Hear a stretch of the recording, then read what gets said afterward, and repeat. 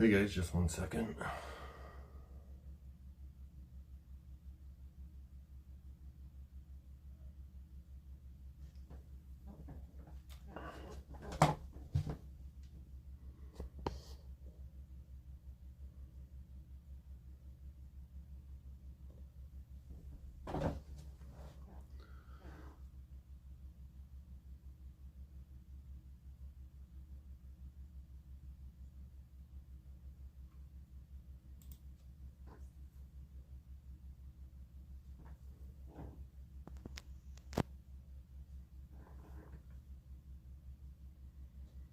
If I take topical finasteride, will DECA become more androgenic?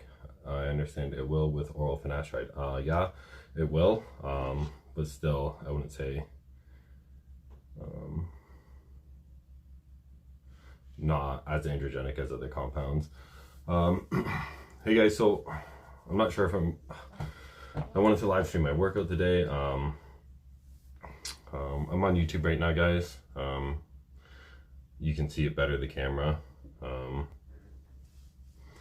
So yeah, I think I'm gonna live stream this, but it's just gonna be a short live stream, and I'll fill you guys in. So yeah, this is day 8, and I'm up to 226 midday, and today's gonna be chest. I didn't film a leg day and back day. I'm just gonna get into it and start getting my sets going right now, and then start answering stuff. All right. I'm not even sure if the camera's a good angle right here now, but we'll see.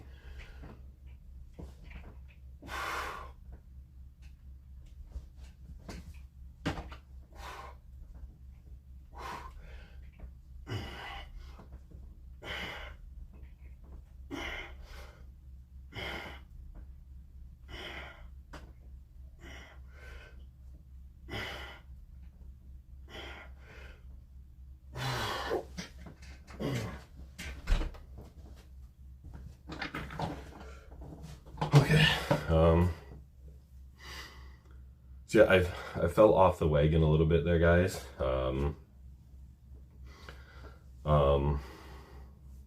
Something happened, and then nothing like health-wise or stuff like that, but just some life stressors.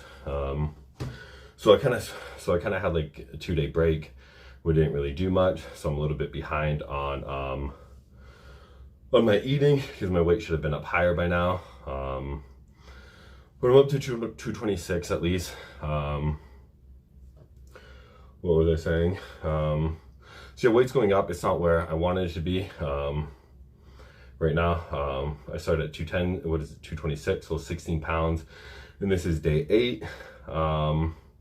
So this will be my first week of like a proper workout for each muscle group, and get glycogen back properly in each muscle group. So yeah, I didn't end up getting to train my muscles in the beginning a second, like a 2 times frequency for the first week. But so yeah, today's the 8th day. I did back yesterday, which would have been the start of my normal split for the beginning of the week, for the beginning of the second week. So yeah, I'm gonna start writing this stuff down here that I'm doing. Again, everybody on Facebook, I'm on YouTube right now, if you want to be able to see the whiteboard and stuff while we do this. Let me lower the camera.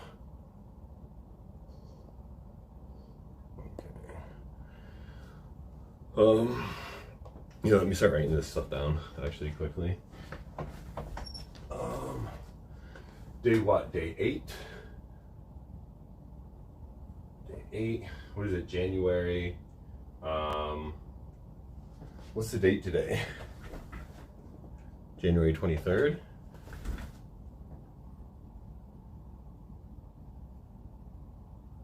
Okay.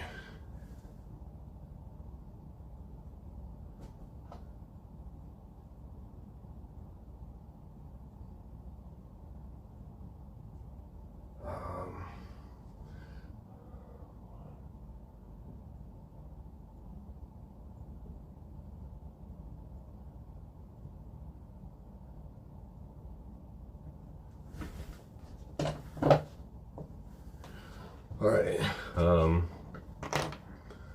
See any questions, miss? No. All right, guys. Gonna continue with the workout here. Again, this is probably just gonna be a quick workout. Like I said, you know, I kind of fell off track a little bit there. So still catching up. Still, you know, it's what, the end of the first week, the beginning of the second week here. So let's get started.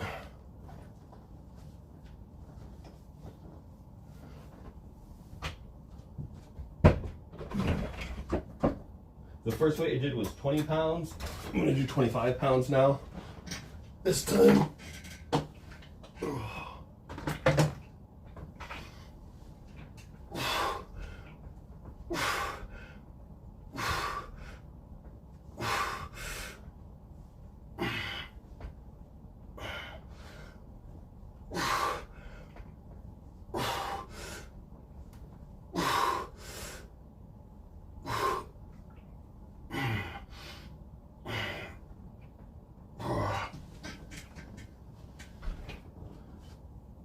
Okay.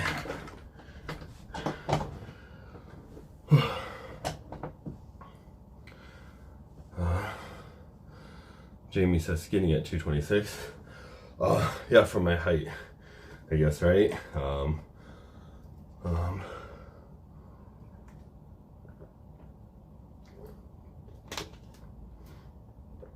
Don't know how many reps I did there, but I upped the weight to 25 pounds, just for the record. How come someone like Serge and Brett can train for 5 hours a day and still produce amazing results? Also, what are the benefits from doing extreme amounts of sets compared to like Dorian Yates training? Well, one, a lot of the old pro stuff is kind of over exaggerated. Like if you look at Serge's workout, there's no way it took him 5 hours. Those guys' rest periods were short, and he did like 12 sets of, you know, one exercise for chest, and then 12 sets for another exercise, and they're like 30, 60-second rest. There's no way he did it for 5 hours. And then same with most all the other pros back then. So I think that's just an exaggeration. The guys, you know, they seem hardcore. Oh, we do this many sets. And then with like Dorian, you know, Dorian, people like to think Dorian did low volume, but he absolutely didn't. If you see his working sets or his warm-up sets were like just lesser intensity actual working sets, his warm-up sets. You know, the weights were still heavy. You know, he did about 2 or so sets, so his volume wasn't really low. And then, you know, he did about 5 exercises, so his volume was a decent bit of volume, and low volume absolutely does work. Just studies show that, so the newer studies are showing that more volume is better. To a degree, we don't know where, you know, where it cuts off, but, you know, Dorian necessarily didn't do low volume. And then, you know, guys like Serge, if you want to look at it this way, he was smaller because he did too much volume and didn't eat enough to be able to grow to, you know, pros of the day. If you want to blame it on, you know, training versus drugs. Let me write my set down, guys. Sorry, one second.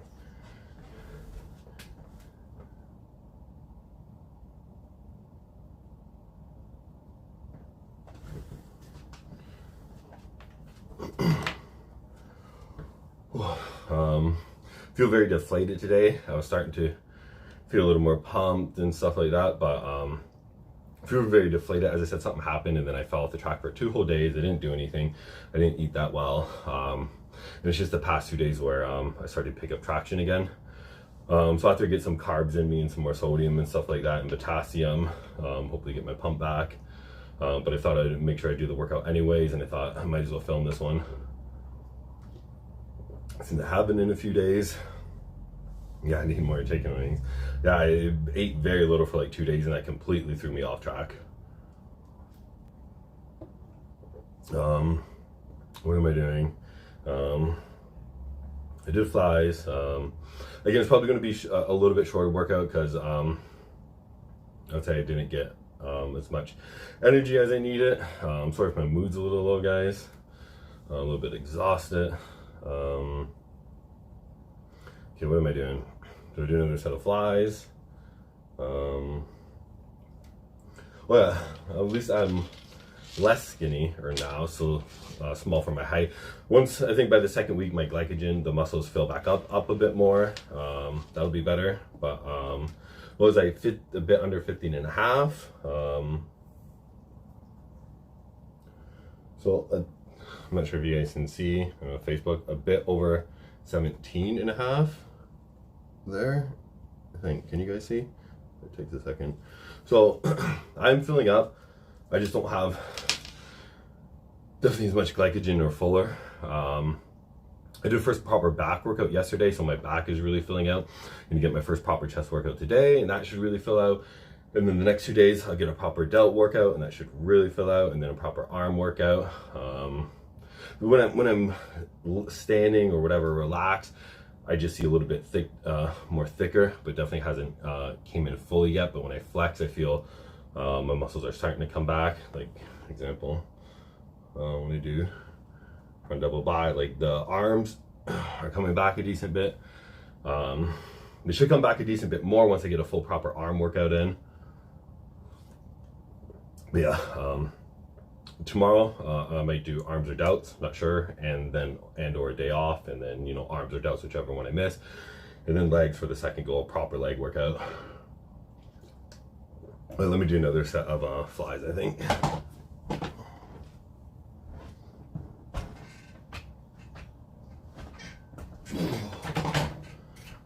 Hold on.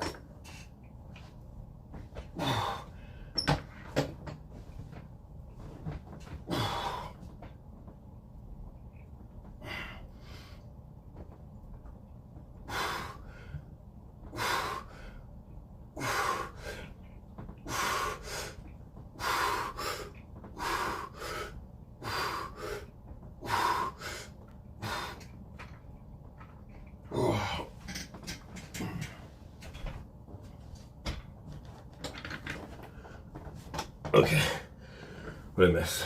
Oh, fuck. Okay, don't look like I missed anything. I did 25 pounds again there, guys. Let me write that down.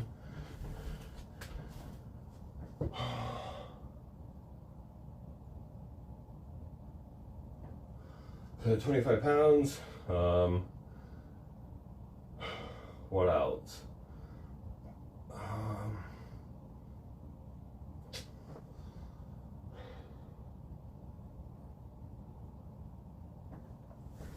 I'm just trying to think of the exercise I want to do next. Maybe I'll jump right into decline, not sure, and or incline. See how I feel in a second. Whew. Or maybe flat, actually. Maybe do a flat press. Yeah, so hopefully here on out, I'm going to continue eating. Why are you training on camera? I'm assuming why am I training on live right now? I'm assuming that's what you're asking. I'm documenting my my progress, basically starting from a skinny fat position, and then hopefully in 6 weeks now I get to I don't remember my goal. What is it? 270, I think, or 260. So I'm doing it on a camera, I'm doing it live just so people see, you know, it's time stamped, it's live so everybody can see it. So they see me from day 1 and see fully what I look like, you know, see me week 2, week 3, week 4, just so it's all time stamped. And because a lot of people like say, oh no, you can't gain muscle that fast, or even when it's some of it's muscle memory. So basically I'm just time stamping it so it's proof and to see exactly what I'm doing through the process.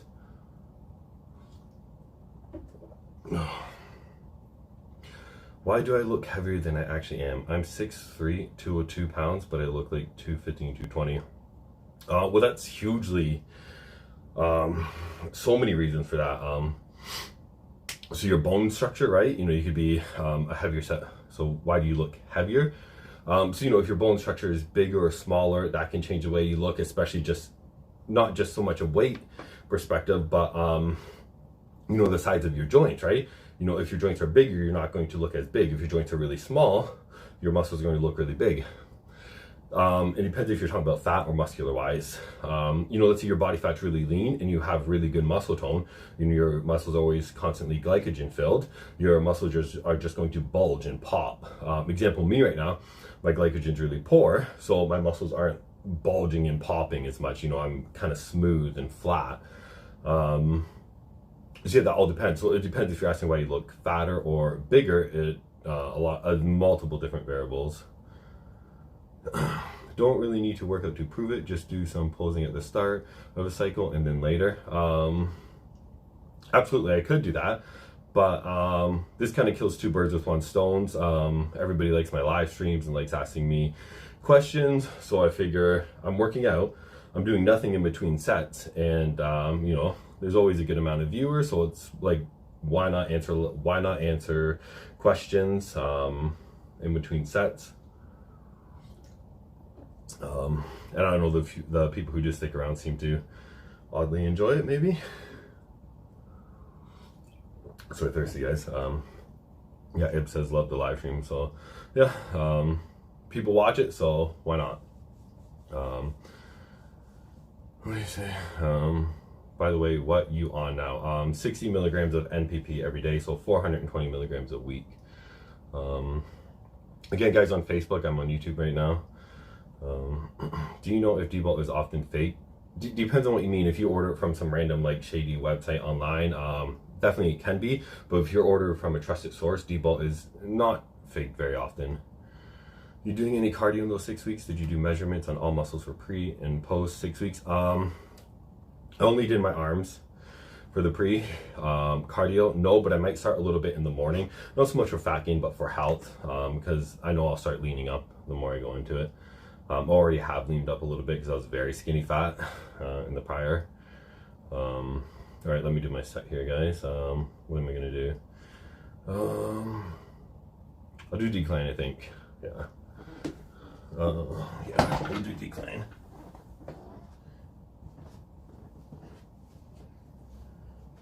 Where's my thing?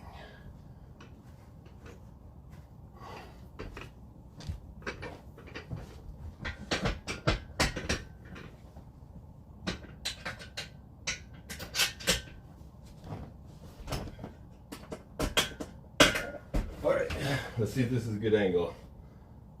Whew. All right, I'm gonna do 25 with flies. Oh, you guys probably can't see me.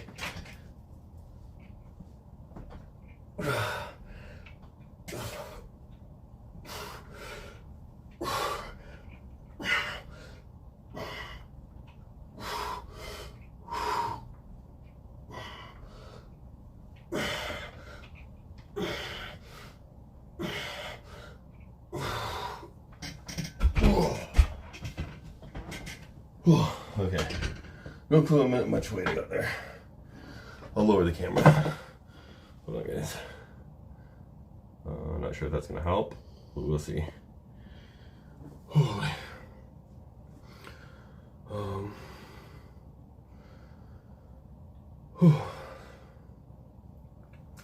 Have you tried DHB? I get a bit of PDP on it. No, I don't run anything that'd be prone to hair loss. The only things I ever run if I do take anything is Deca or D-ball, just because they're the two most hair-safe steroids.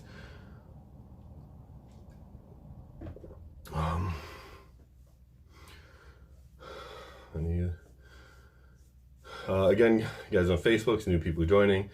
I'm on Instagram. I mean, not Instagram, YouTube. Where did you go? I was going to report you missing. I had a little life stressor happen for, I forget what day, but when I last did my stream, so I had 2 days where I basically ate not great. I missed my workouts, and I just picked back up now. So, you know, I'm mentally kind of back into it, and I'm back to eating. So, because by now, last time I hit 226 in 6 days. It's now the 8th day. So I hit 26 pounds in 6 days. So I'm a fair bit behind of where I want to be for my goal, but whatever, we're going at it. How do you know when you've had enough sets and weights pushed? Sometimes you can't do 5 sets and some days 15 easy. Absolutely. That's why I never go by a exact set workout plan. Each set I base off how I'm feeling and how that set felt. So example, you know, I have a plan of every muscle I want to hit, in each exercise that I feel hits me the best. So example, you know, decline is a huge focus for me.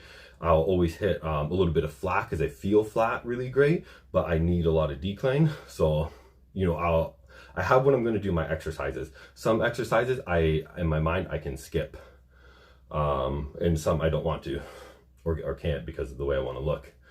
So each exercise I'm basing it, let's say I'm planning to do 3 sets of each exercise, but you know, after the first exercise, I'm like, okay, I'm getting a little bit tired. I may start doing 2 sets for each exercise. So every single thing I'm doing, I base it off my fatigue and how I'm feeling and my muscle, my CNS and all that. You know, just something after time, you're like, okay, I know I only have like 5 sets left in me and so on. And you know, some days you get 5 sets, some days 15, like you said. And that's all based off your intensity hugely and what you ate and things like your glycogen. If you didn't fully restore your glycogen and that's not peaked, you're definitely not going to do anywhere near as you normally would. Or if your sleep was crap, you know, your CNS, you may be feeling a little bit drained, you know, you're definitely going to tire out a lot faster. So I'll let you do everything based off how I'm feeling in the moment. Good to see you back. Thanks. The gym's closed where you at, and where is it? Yeah, the gyms are closed where I am. I'm in Canada, so that's why I'm doing it at home. Also to prove kind of like what you can do with just dumbbells. That's why I wanted to live stream it. Does DOMS help you measure workout quality? It does, actually. It's kind of like a bro myth where people used to say it doesn't.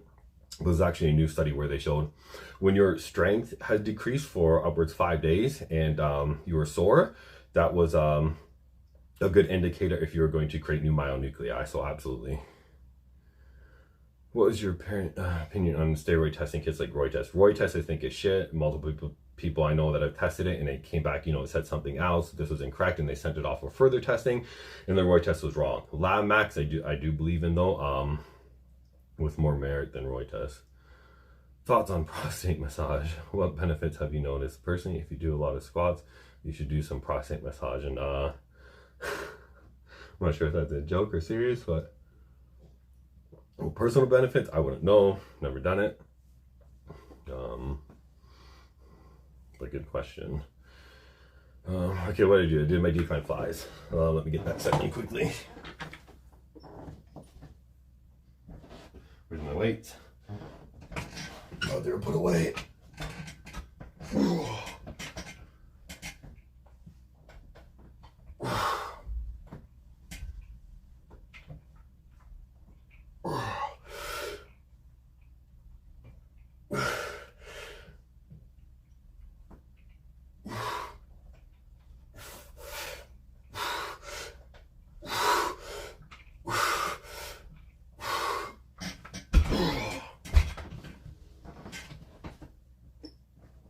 Okay, no idea on the reps, guys. I'm not gonna bother counting the reps right now. Just going to kind of my near failure. Why do you stop and start training so many times over the years? Over the years, also on, off, all the time. So I'm having trouble reading what you. Why do you stop and start training so many times over the years? Also on, off gear all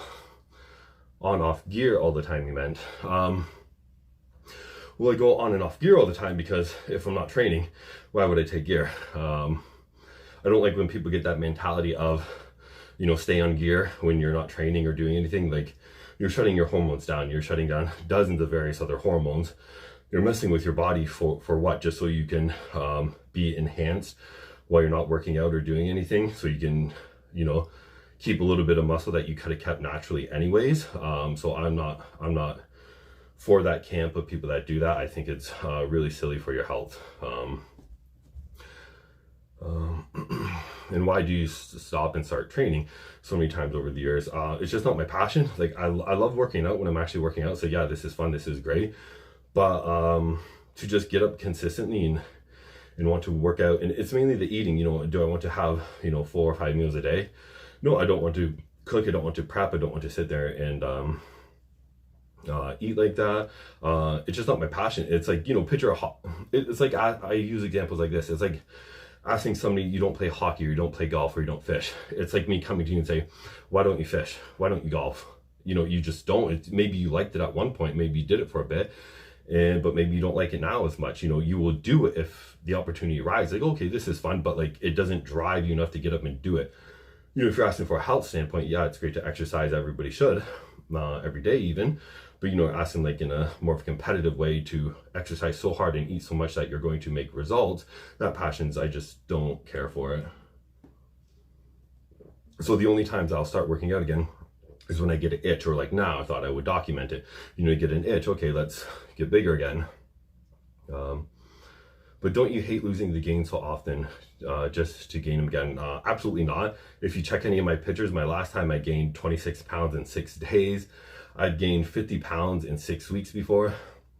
Like literally within 2 weeks, I will look pretty damn great compared to the average person. So it's like, you're asking me if I hate losing gains. Okay, what gains? I can look pretty damn decent to 99% of the people on this earth within 2 weeks. So it's like, no, you know what I mean? 2 weeks is nothing. You know, it's a glit. You know, it's literally nothing out of your lifetime. And as for losing it, I will literally stop working out, eat like 50 grams of protein a day. I will eat so little, zero workout, and it'll take me months just to even start looking like shit, basically. Then come about 6 months to a year, then I really start to look skinny fat. So, I mean, you know, I can work out for 6 weeks and I end up looking great. And then I don't even have to work out, do anything, and I'll maintain it for 6 months. It's like, you know, no, I feel great for the next 6 months. I'm like, okay, my body looks great. I'm good. And, you know, and the difference is if I wanted to work out even 1 time a week, I would keep it then. So it's like, you know, I know what I'm losing, I can gain back instantly. So it's literally like, I really don't care, basically. I have high cholesterol, even though I have recently lost 75 pounds. Any tips on how to lower my cholesterol? I wouldn't stress too much about it. Hold on, let me answer that in a second after my set, because that's kind of in depth.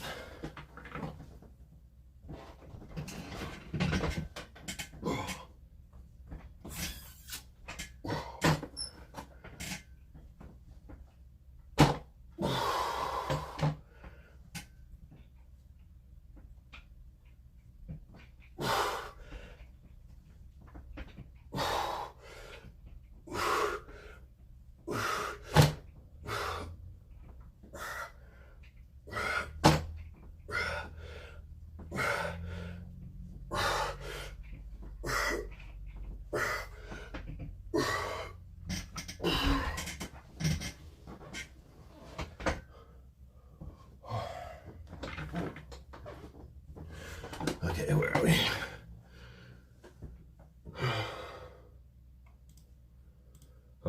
Can I recover natty tests? Well, absolutely. When I take something like an AI, even not even normal serum, my natural test will recover in a couple weeks. If I don't take anything, my natural test doesn't recover. Literally, I pop an AI for like 2 weeks and I'm recovered. What was it? So high cholesterol and you just lost weight. Don't put too much merit in it. Newer studies have shown people with the highest LDL cholesterol live the longest. Less all-cause mortality, and you live the longest. The only issues with cholesterol, they've shown in studies, is that the people who have high cholesterol with high calcium, this is when you have issues with the heart. High cholesterol is there to make every single cell of your body and heal every single cell of your body. So through your arteries, your cholesterol is there healing your arteries, example. That's fine, they're healing your tissue. Once calcium is high in the blood, it hardens with the arteries, and that's what creates stiff arteries. So that's why they showed people who have high calcium with the high cholesterol is, you know, an issue of heart disease. The only reason the cholesterol is there is because, you know, you have some inflammation or something going on in your body, and the cholesterol is there to try and heal it. So the cholesterol is not an issue. It's there to heal you. It's okay. The issue then it comes down to the calcium. If using DECA as a HRT, say 170 milligrams 1 time per week, staying very active at the gym with great results, how long would you go before jumping off into quality PCT and balance hormones? How long after the last shot you're saying? Is that what you're asking? If so, the PCT will work while you're on the drugs, but they, you know, as soon as you come off the PCT drugs, they may fail because the drug's still active. I'd say wait 3 to 4 weeks to start a proper PCT. Also, my blood pressure is in the perfect range, which is odd for having high cholesterol. Absolutely not. Again, as I just explained there, it's not something I necessarily worry about, but I would say go get a calcium score test. If the calcium is off, then you know that's something to worry about. How many sets did I do with the decline? I did 3. So now I'm going to do decline pressing. Yeah, some 3 sets decline press, and then press, and then I'll go into incline. Like I said, guys, this one may not be too long. I'm just getting back into the swing of things here. So yeah. Again, guys, on Facebook, I'm on YouTube right now. So I'm not really paying attention to the Facebook just because it's harder to keep up with the comments when I'm scrolling. So yeah, this is day 8. So hopefully, so I really should have hydrated and had some more carbs and stuff before this workout. And my pump is kind of crap. But again, I thought I'd just get the workout in. I don't want to miss another day of working out. Yeah, this is day 8, 226. So I'd like to gain another, I definitely have to hit 230, a bit over 230 by the end of this week. You know, I'm only 1 day into this week, so I have 6 days to gain. You know, I need to go at about a pound a day, which is going to be pushing it. However, what was I saying? Usually by week 2, things definitely start to kick in a little more with the gear, especially glycogen. So I should see a decent jump this week sometime or near the end of the week. And then usually by the 4th week, I notice, especially with muscle memory and stuff like that, muscle memory should be fully back as I'm gaining new tissue. So I'm expecting by the 4th week, going to look really great then. And then the last 2 weeks is where I'm really going to push for more of a new size set point. What kind of steroids do you think would be good for a competitive arm wrestler? Anything that helps your joints, but you know, that's more so for you know, healing benefits, but also, you know, stronger joint is definitely beneficial for arm wrestling. And then after that, anything that is just blasting aggression, you know, any of the DHTs and stuff like that. But you have to be careful because you don't want to tank your estrogen, right? Because then it's going to make your joints fragile. So things like test, which, you know, I hate, but you know, test is great. It is great for powerlifting and stuff, or for like strength sports, right? The longer on HRT are you better off staying on, or say after a year or even 2 years will you have more trouble balancing hormones? There's no real proof to that, but no real studies on it either. Look at me, you know, I stayed on for like, you know, I've stayed on for, you know, like almost 2 years straight and more so, and I've always came on and off and on and off, and even after abuse and staying on, you know, there's no studies to prove that permanent shutdown is real. It's not something I would stress yourself over. Come off and recover your hormones. Just make sure you do it properly. Is there a body fat that you think is too high to carry on bulking? All depends on, 100% depends on your body type. Like me, for example, I will start completely skinny fat, and then by the end of it, I will actually lean up. But if you're not one of those people, then absolutely yes. You know, you have to gauge. If you're going to gain fat the whole way through, then yeah, you're going to have to be careful. If you can still see your dink, you're too lean. Exactly. Pressing, yeah, I'm going to do decline press now. Okay.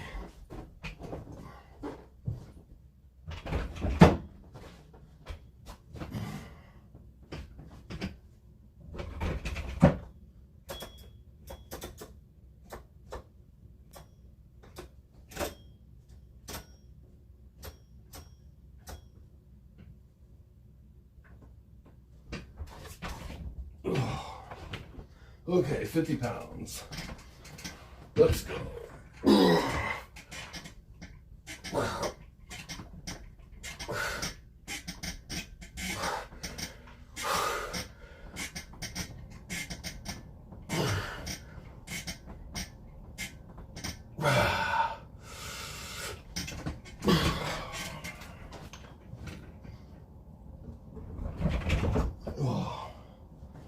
Hold on guys, I'm gonna grab a drink.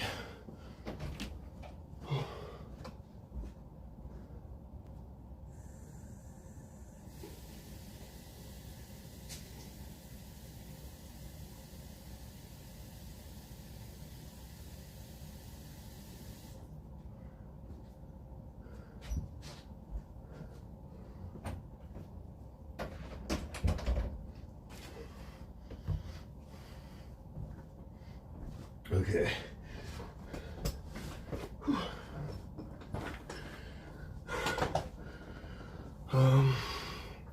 Miss anything? I don't think so. Okay, what did I do? I did 50 pounds and I did 25 for decline times 3 for the flies. Okay, so 2 more sets. I think I'll stick with 50 pounds for the pressing. So here, let me fix that. You look way bigger than day 3. Yeah, I'm at 226, so that's 16 pounds.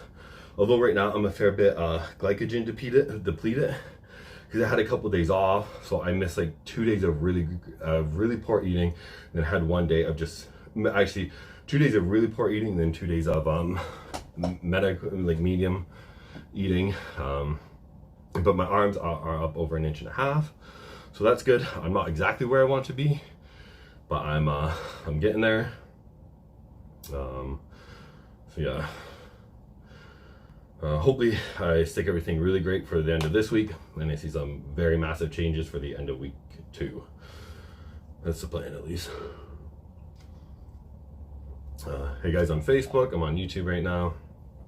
Easy to see the comments if you end up commenting. Surely you can't get enough estrogen conversion from DECA only. How much would you use it for?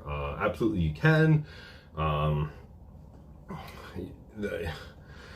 hate this question.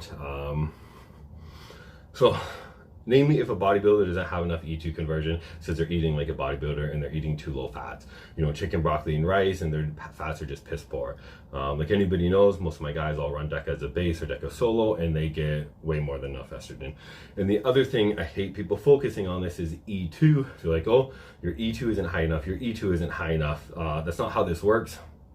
People who like to focus on E2, it's like, okay, you're making it seem like such a big issue that you're not getting an E2. Okay, what about the dozens of other hormones that you're not getting when you use a steroid and shut them down? So it's like, okay, so your E2 is so important, but you literally don't care about any other hormone that you're shutting down. It's ridiculous to think that way. One, nandrolone will fit into the estrogen receptor as its parent hormone. 2, it mostly converts to E1 as well. So people like to focus on that one thing, but it's like, hey, why don't you also focus on E3? And you know what I mean? So when people focus on E2, they're completely misguided. You're not eating enough fats if your E2 isn't high enough, and you know your estrogen is coming from other places as well. So it's, yeah. How do you recommend we hit 200 grams of fats? It's so hard to eat that many seeds and stuff. It depends on the person. More fatty meats. I like a good bit of eggs for the cholesterol. As studies show, regardless of your calories and macros changing, the more cholesterol you ate, the more muscle you put on. So I don't suggest you to get all your fats from polyunsaturated fats. I suggest that you just get more of your fats from polyunsaturated fats. But yeah, so you want a balanced diet of your fats, like with anything, right? So that all depends. You want a little bit of some fatty fish. You want a lot of seeds. You want a little bit of nuts for the monounsaturated fatty acids. Yeah, there's lots of ways to hit it. It just depends on what you like and what way you want to go about it, right? You could use nut and seed butters, even though I prefer the whole food better. So yeah, what was it doing? Did it do 1 set presses? Yeah, I think it did 1 set. All right, so I'm gonna do my 2nd set. Feeling very lazy today. Yesterday I had a really great workout though, but that's because I ate better and I was starting to get back into the swing of things, like I just said. So yeah, all right, let's do this.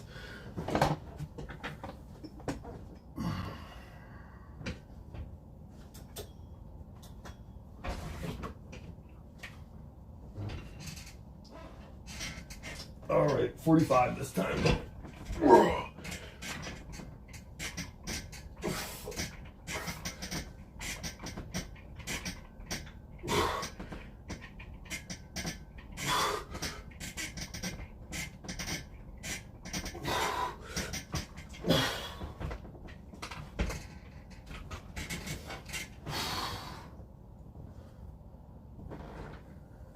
Okay. Okay.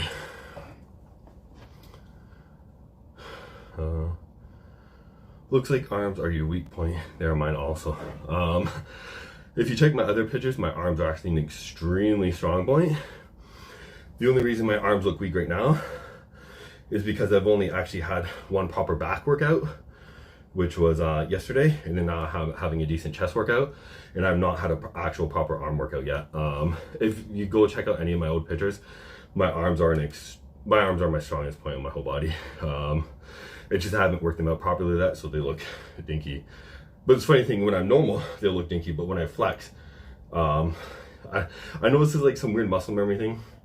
If you've been bigger before, you flex, you look immensely bigger than you do when you look relaxed. Like arms right now, they're just relaxed. They're at a bit over 17 now, and they were 15.5 a few days ago, or last week. So once I actually have my first proper arm workout, which will be in 1 to 2 days, I think, they're really going to explode and get some glycogen. So, and then probably my arms will look bigger than the rest of my body. You have good bicep insertions, though not inserted super high like some guys. That depends, I'd say. I'd say they've, obviously you can't change your insertion, but I'd say because of the size I've grown them to, it's changed. Like when I keep my arm open, I can fit 3 fingers into my, hold on, let me speed this up so I can actually see what I'm doing on camera. Okay, so it's delayed where I'm looking at on the screen, guys, so I can't fully see. So, like I can fit, so I'm shaky as hell, I can fit 3 fingers in there, the closer I go. So my bicep peak is, I'd say it's medium insertion. Yeah, I can fit 3 when I do like more of an out, when I keep my arm further away. But yeah. Yeah, I think probably when I get my first arm workout, my arms are really gonna change. You bet anything right now, if I do a couple sets after, but they're just gonna explode if I did it after. But I don't want to do too much and mess up my workout pattern that I have going. Yeah, and same with my delts. Like I feel like my delts are like, I'm just so flat here because I haven't did a proper workout to get, when you stop working out, your body, the areas especially too where you do stop working out, which for me on my whole body, you don't store as much glycogen as you would if you had continually worked them out, right? So the more workouts you get in, the more glycogen you're going to store as well when you're coming from an untrained state. Okay guys, so I'm going to do one more decline, and then I'm going to do incline. And then after I do incline, I'm going to do a couple sets of forearms, I think. I think that's why I'm going to split up my set, so yeah. I'm incorporating more skin on chicken into my diet. Should help with the fats. Do you approve chicken skin on? Yes and no. For a portion of your diet, yes. Depending on how much fat you need, how big you are, like 1 or 2 meals, very depending. Yeah, very depending on the individual.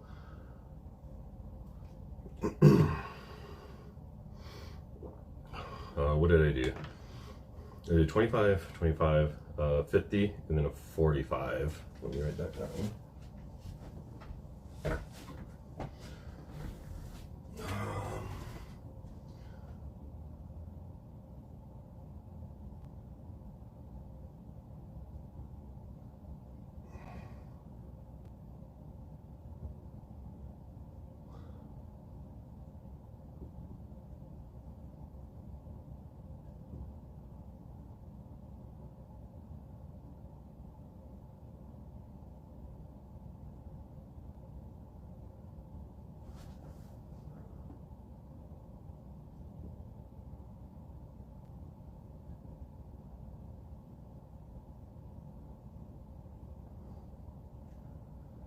What did I do, 50?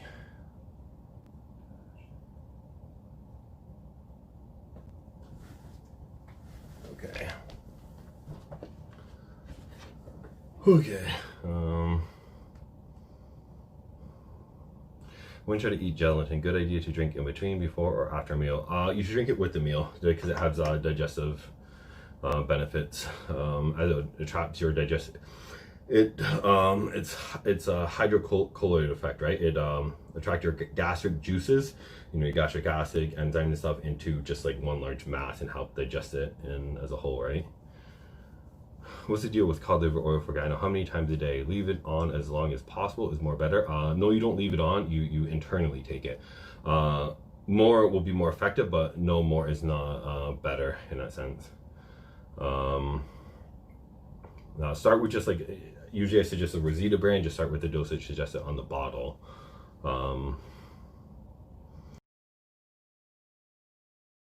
Absolutely. All right, let me do my set, guys. Actually, let me lower the weight.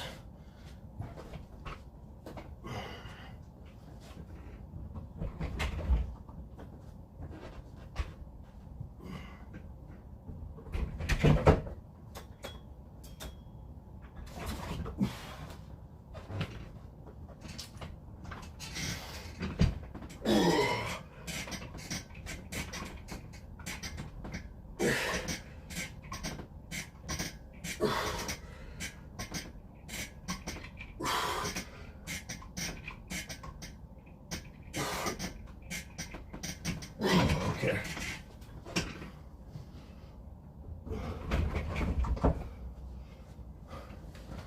All right, incline.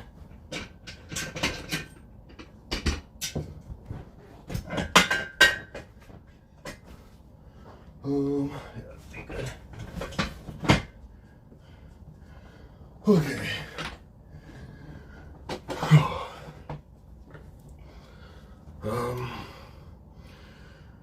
Any good sauces? Mackerel is the goat. If you're happy to never get laid again. What do you think about ordering from websites domestically? Shouldn't comment on that.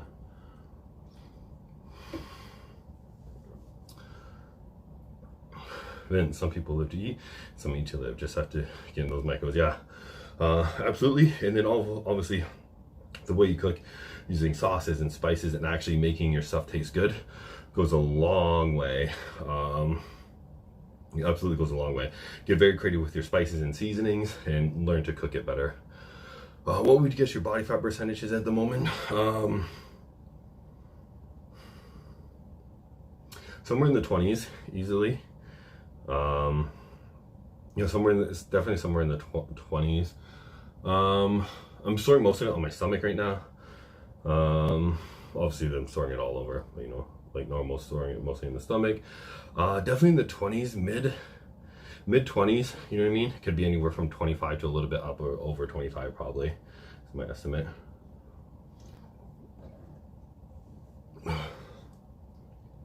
And it's gone down a little bit. I took a little video before I started, you know, just did like a spin around. Yeah, somewhere in the skinny fats. That's exactly it. Day 8, and instead of being skinny fat, I'm now a little bit less skinny fat. So at the beginning, I was very skinny fat, and now I'm somewhere in between normal skinny fat and a little bit less than skinny fat. Are you a fan of Mike style mesocycles and deloads? No, I approach things very differently.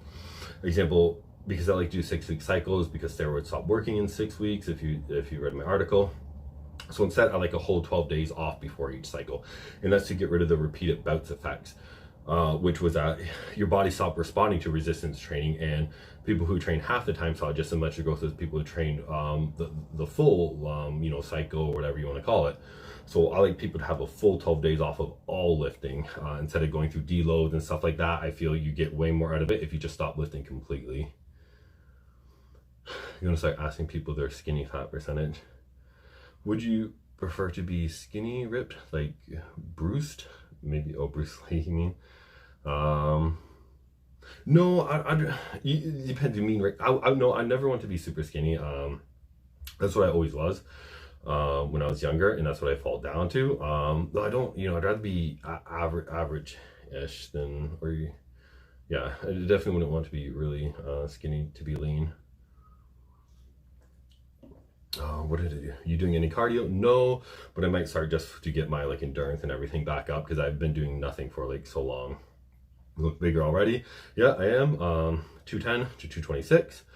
Arms are from 215 and a half to a bit over, sorry, arms are from 15 and a half to a bit over 17. And I haven't even had a proper arm workout yet, so that's good.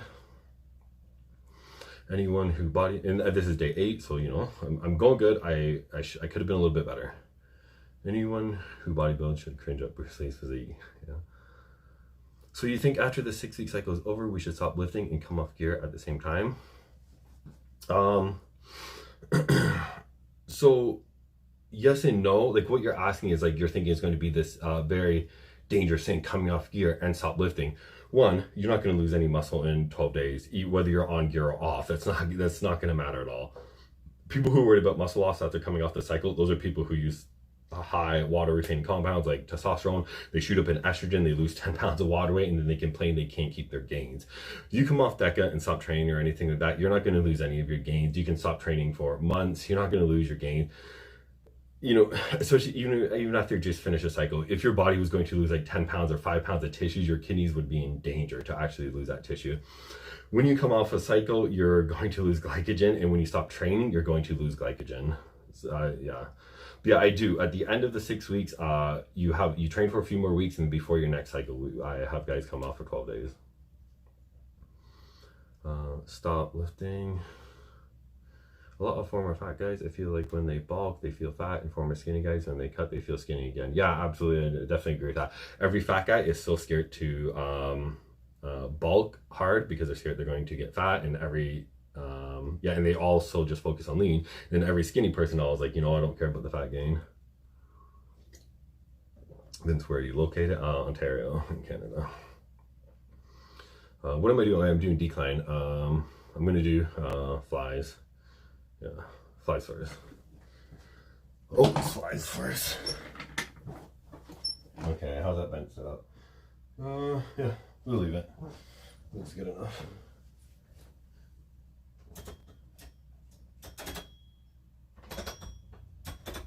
No, let's do 20.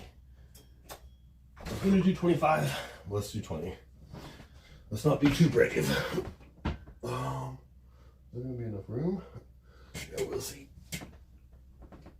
I think. Yeah.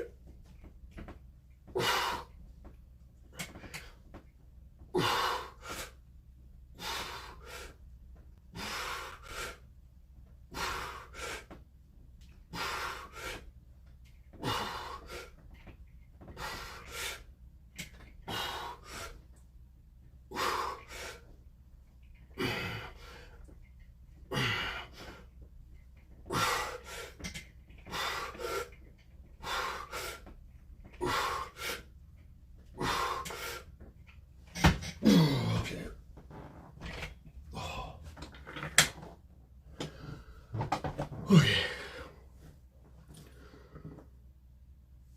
What do you think of Boston Lloyd's kidney situation? No real idea. I heard he took, because at first I thought maybe it was from steroids, but then I found out he took, what's the peptide name? I can't remember the peptide name. So what I think about it, I think if he does the right things, like he's came off, he does the right thing, I think he should recover fine. Yeah, not too much thought about it. Also, who wins in a fight, Goku or Superman? Absolutely Goku, 100%. I don't know too much about Superman.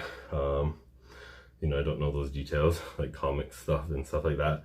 But I mean, like, it's Goku, right? Like, come on. Like, Goku wins.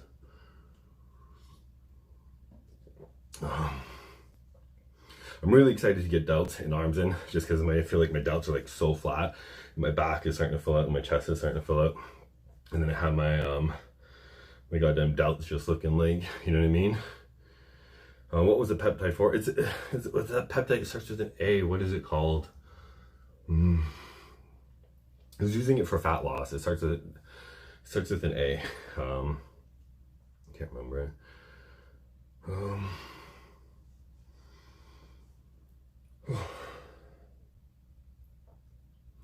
What did I do, guys? I did flies.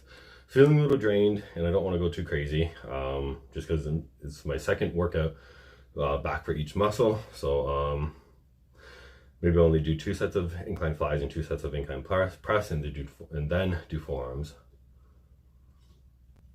My chest workout from last time, I was actually still sore today, so you know, I want to avoid that. But yeah, I definitely can't wait to get a delt work in. I'm doing chest today. I haven't fully planned on my split. I'm probably not going to want to do shoulders tomorrow because I just did delts. I like to always have at least a day in between those. I should have an off day tomorrow, but I really want to get the glycogen back in my muscles. So I might do arms tomorrow. Then if I do arms tomorrow, then I might have my day off, and then our shoulders after that. But yeah. Arch more, expand your rib cage. I don't. So hold on. On flat, I will, but incline, I don't like to arch too much. When people over arch and expand the rib cage too much on incline, they actually just turning it into a flat and a decline press. You know, your incline's here, right? And your body's going in here. So how am I gonna do this? Right, here's your incline, here's your body. So what people do instead, they arch, so you know, your upper chest is here. You're getting a good angle on the upper chest. And what do people like to do? They like to arch the rib cage, and now their chest is level, parallel with the floor, and now you're literally just turning that fly into a flat fly and or a decline, depending how much you're arching. So it's something I used to do, and I realized, oh hey, I'm just hitting my flat. So now I really try and focus on keeping, you know, I have a slight natural arch in my back when I'm doing incline, but I'm trying to keep my back actually parallel with the thing I'm intending to do, which is keeping my body on a 45 or whatever degree angle I'm in, right? Because if I'm arching my back so much that I'm literally I'm parallel on here's my, you know, my upper chest, whatever, 45 degrees, and I keep arching my back, then I'm literally just right on my my middle part of the chest. So yeah. When you said you took a year or two off from the gym, you mean you did zero lifting or bodyweight exercise for a year? No, I ain't doing bodyweight exercises. When I come off, I'm off. I'm doing nothing. I'm literally basically a hospital patient. I do like jack all exercise or anything like that. The only walking I do is to the kitchen and to the store, like in the store. So yeah, like zero lifting, zero. Would working out twice a day be optimal some days to get more quality volume? An example, chest morning, shoulders afternoon. You could say yes and no. No, I wouldn't do a split like that because, you know, your shoulders are going to take a bit of a beating, and I'd rather them be a little more spaced apart so you have optimal intensity and strength for shoulders. If you're doing just splitting up a little bit different, then yes and no. But I feel like if you're having to split your body parts up that much, you're doing too much volume in the first place to grow optimally. You know what I mean? If you have to split your chest from shoulders and, you know, this muscle from this muscle, and you're doing 2 days, you're giving too much volume, I'd say, to whatever muscles you are working, and that's hindering your growth. For upper chest, I do guillotine press. You do fly, so stretches more chest when arch more, I believe. I like guillotine press too. Sorry, hold on. That's what I usually try and do with any of my upper chest exercise. I keep them similar. You know, I try and keep my elbows as far back as possible to similar to like guillotine press. However, I don't like to do a ton of presses. My chest used to be completely jack shit, and the only thing that made it grow was flies for me and learning to do the flies properly. I can now feel presses great. Like I feel them amazing, I would say, but I still feel like I get the most out of flies. It's funny today, a lot of pros today don't have amazing chests compared to pros in the 70s who were insanely smaller, but they had amazing freaking chests even compared to today's standard, while yet they're not eating enough and they overtrained and did this and did that, and they still had amazing chests. For, you know, imagine if they did what guys do today and did it properly. But the difference was is that they overdid flies versus overdoing pressing, right? Expand your rib cage reminds me of random guys giving unsolicited advice. Have you heard Doug Brignola's thoughts on incline movements? No, the name doesn't ring a bell. Henry VIII was a huge fan of the guillotine. Absolutely. Had a weak chest though. How much can you bench press right now? Here's the thing I was explaining. For me, my strength like never goes up. I'm sorry, it goes away, but I still carry majority of it, even like a year off.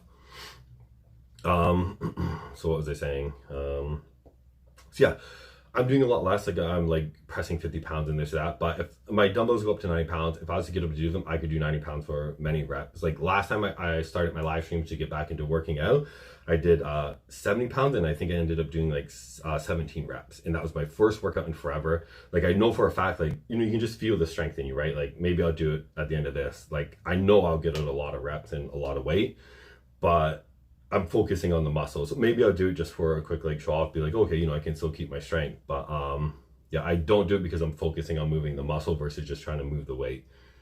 Do you squat or deadlifts? Yes and no. Not something you do frequently, just because my body, you know, my excessive sitting, and then prior to my quitting lifting, I always did a lot of quad movements.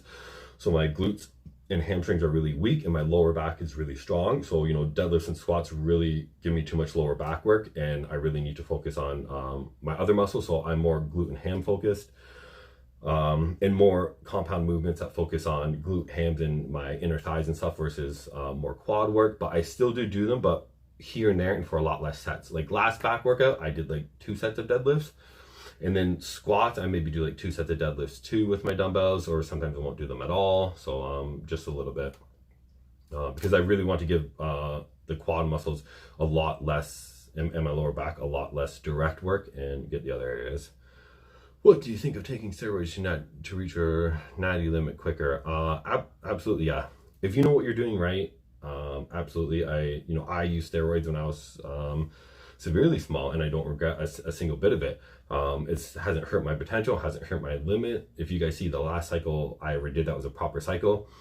You know, I gained 50 pounds in 6 weeks. I kept all my muscle with zero working out, eating like shit, 50 grams of protein a day, and I kept for like 6 months with literally zero working out or anything. I don't believe it harms your potential. The only thing that harms your potential is you not knowing how to work out and eat properly. And, you know, you using gear soon isn't going to prevent you what you gain much later on down the road. Let me do my set, guys. Hold on.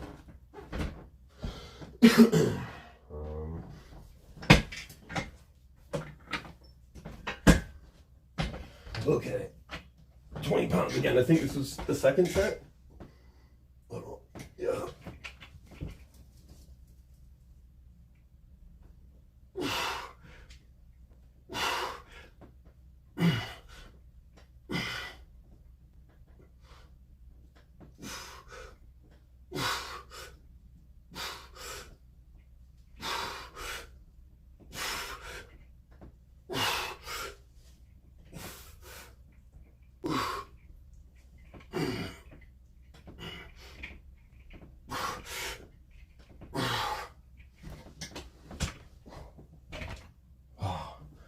Okay.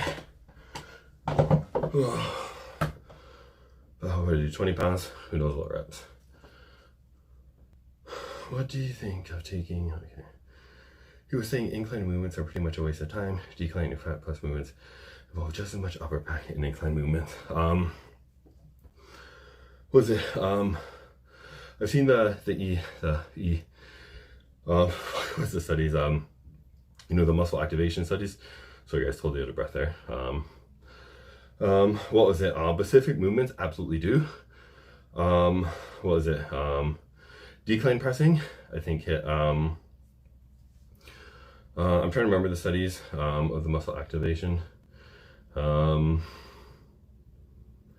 was it? It was only specific movements. I think the decline The decline pressing did hit upper chest more. Let me see if I can feel the difference. No, I don't think that was it. I don't know, maybe I'll look up studies now. Yeah, I know what he's talking about, because there was some specific movements that did, but it wasn't all of them. Everything I like to go, I like to put in the studies, and then also like to go by feeling with it. I think a big thing I like people to do, I tell them to do to know if they're activating a muscle properly and if they're actually using it at all during the lift, is I tell them to go through that movement and feel what's contracting, right? Let's say you're doing the decline movement here, you feel, if that muscle is not moving at all and not flexing, right? You know what I mean? If you're doing this, like for me, it's not barely moving. I forget what decline movement, because I know what he's talking about, but he's kind of misconstrued, you know what I mean? Taking it out of context and applying it to all of it, versus this, right? Like it's instant and a lot more incline work. And then a lot of that incline work is, it is shitty in comparison to other incline work. Example, when you do kind of like a front delt raise and you cross it over your body for incline, that hits your upper chest a lot more, right? Versus just doing a normal fly, but bringing it up and over.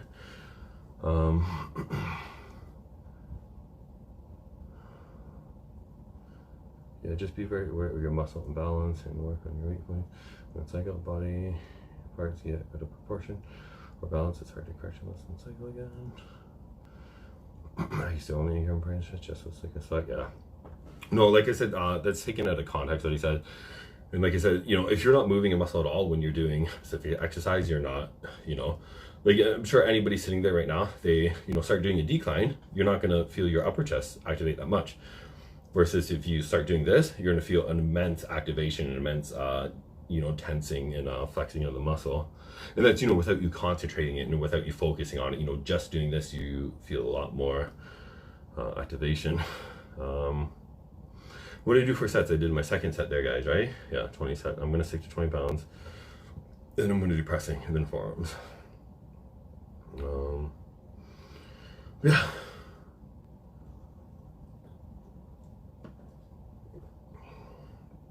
Skinny fat, guys. Skinny fat. Skinny fat to maybe huge and less skinny fat at the end. Just need to stick to it. Not if I can give up. What do you think of the dead stop bench? For bodybuilding, I don't like it. Upper limits of copper RDA aren't always accurate. Absolutely, copper is a big thing I always talk about not being adequate. It's actually suggested that the RDA of copper might be somewhere upwards of something like 8 milligrams. Like, don't quote me on this, I can't remember, it's been a while since I read the study. But yeah, copper might be immensely more than we think that we need for it, actually, which is crazy, right? Especially that dose. And it just makes sense more naturally in the wild, if we were to kill an animal, eat an animal, we eat its liver, we get immense more copper than what we eat now. Currently supplementing 10 to 15 milligrams every day of copper. I mean, big boy numbers.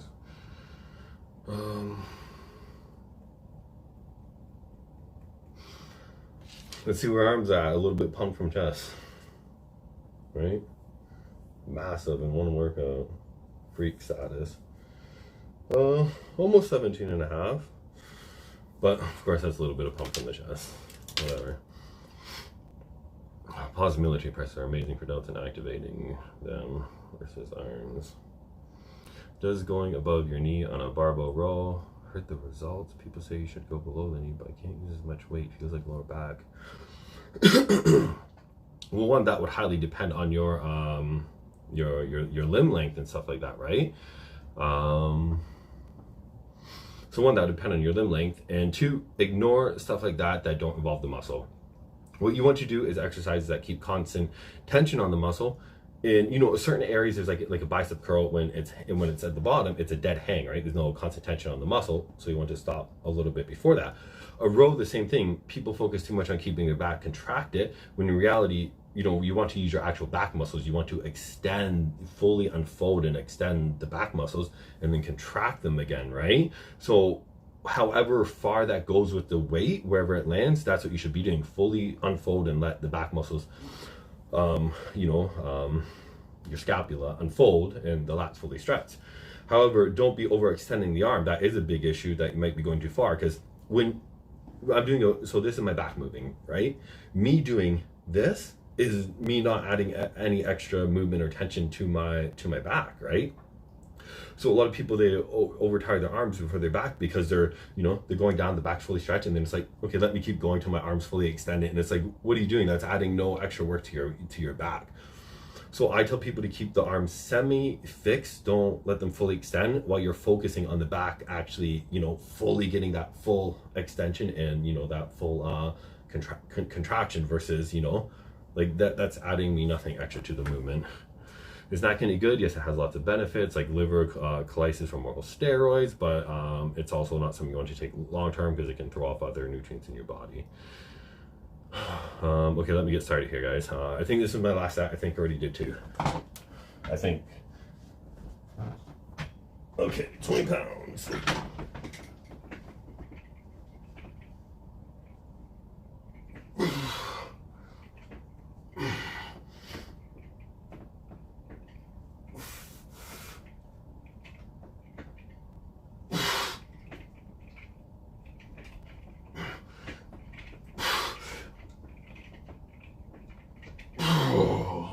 Yeah, I'm getting pretty tired. I was only supposed to do 2 sets. I have no idea why I did 3 sets for there. Hold on, guys, 1 sec.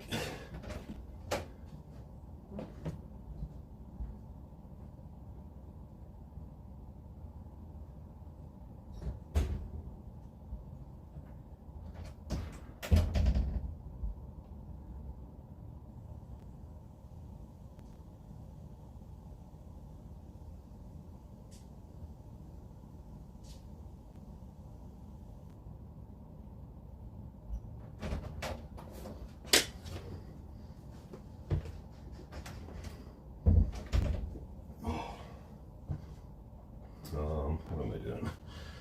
Okay, so I did 3 sets of incline flies. I think I'm only going to do two sets of incline pressing, and then I do 2 sets of incline pressing. I'm going to do forearms. Okay, do forearms, 3 sets each. Okay. I think I definitely overdid a little bit on the chest today, but whatever, I guess. You can't go back now. I'm gonna start doing my forearms now, actually, since not too much energy in between. Do you watch professional wrestling? Not since I was a kid. When I was really young.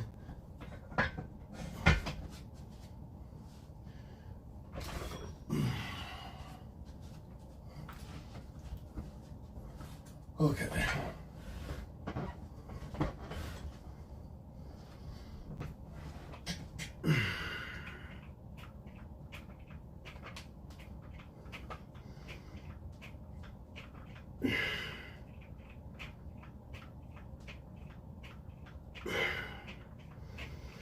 I'm just doing reverse wrist curls, guys. Oh, it's a bit heavy. 20 pounds may be a bit much. Okay.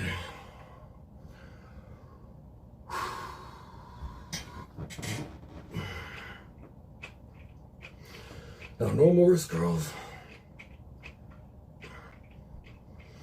Yeah, maybe I need to lower the weight on these.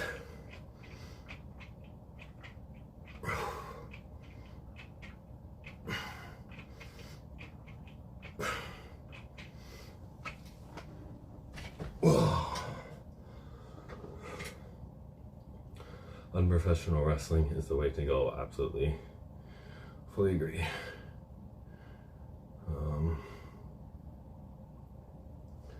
Where's my water?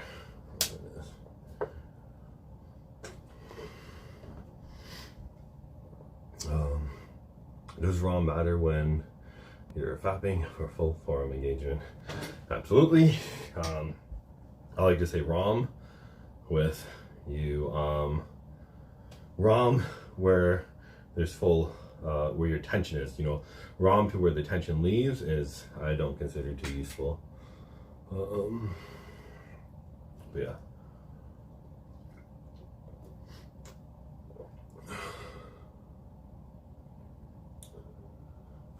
Let me move this closer. Do you train UFC, bro? No, I train Affliction. What did I do? What weight did I do? I did no, I didn't write that down. I didn't write. Oh no, I wrote my decline down. I did 45? I think I did 45. Oh, 20s. No, I did 20s for all the declines. Okay, 20 for all my inclines, I mean.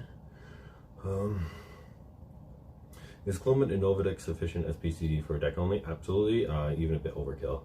Why is Big Lenny's gut so big? I don't know a specific issue, but whenever a gut is distended like that, it's usually backed up from gas and then constipation. You know, people can have upwards 30 pounds of shit in them. So usually it's a multifactorial thing, you know, eating bad causing diabetes and or growth hormone use, like a lot of bodybuilders. Usually, guys, it's a mixture of both. They eat bad and take growth hormone, they cause insulin resistance, which damages the nerves in the gut, which causes your intestine just to stop contracting properly to move your feces out adequately. When the feces don't move out adequately, it can cause SIBO. So one, you're backed up full of shit, and then two, you're backed up full of bacteria. You know, the bad diet has caused gut disruption of your bacteria as well. When you're so constipated, the bacteria can back up into your small intestine, which will create gas. So you have gas and shit full in your intestines. What do you prefer, DECA or NPP? DECA, because it is stronger, but I like it. It's two different things here. Like me, I'm using NPP because I want to be able to come off quick, come off easier, and just, you know, be done with it when I'm done. So there's benefits to both. How's that guy not dead? Who knows? But I mean, people act like Big Lenny is an anomaly. Absolutely not. You look at a typical diabetic or just unhealthy person, they have the big, huge bubble gut too. It's not just fat, you know, they'll have a huge bubble gut. So Lenny's not an anomaly. He is just, he's healthier than the other average person with his issues, like, you know, insulin resistance, because he actually works out. I guarantee he's a lot healthier. Insulin without GH on my next Deca cycle, long acting. Yeah, it's a favorite. It's a big thing I suggest to everybody. Insulin without GH a lot of the times. I'm not suggesting it to you. Big Lenny decided SIBO was for cookie cutters, so he went full on GI overgrowth. Absolutely. All right, next set.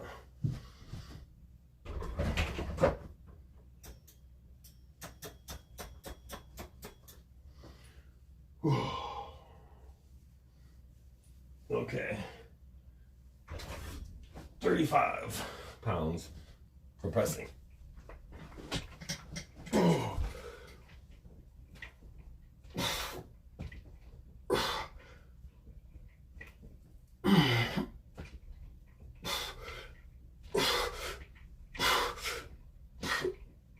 Oh, a bit too heavy for me right now.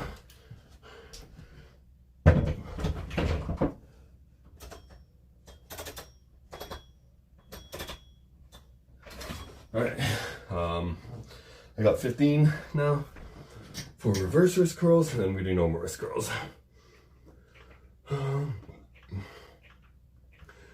Range of motion is off tap. As I explained, my range of motion, I like to keep muscle tension on the muscle. As studies show, what they're showing with, especially the way they're designing the studies now, for particular exercises, they're showing upwards double the growth when you keep constant tension on the muscle. And some of the older studies where they showed range of motion was better, they're just designed, basically they're designed poorly. Like example, they may do a partial rep of a certain exercises, but they're not doing it in the peak contraction of that particular rep, or they're doing a range where the tension is gone anyways. So if the new studies are showing what a lot of the pros have always done for years, is that you keeping tension on the muscle, so stopping where tension falls is better. Example, a lot of exercises, you know, you go too far down, you bring in more doubt, right? You know, closer. So what am I saying? Yeah, you know, the different ranges of the motions, you're bringing in different muscles more and taking more stress off the target muscle. So I like to tell people always go by feel and keep the range of motion where the tension is at its peak on each muscle. I always used to do full range of motion. I never grew from it, like anywhere. My results were always shit. I really started exploding when I started doing partial reps, but partial reps to where the tension is on the muscle. Example, like bicep curls, right? When you go too far down, it's a dead hang. The tension is off the bicep. Or, you know, if you fix the position so that your elbows are a little more forward, the more top range of the motion is you're taking tension off the bicep again.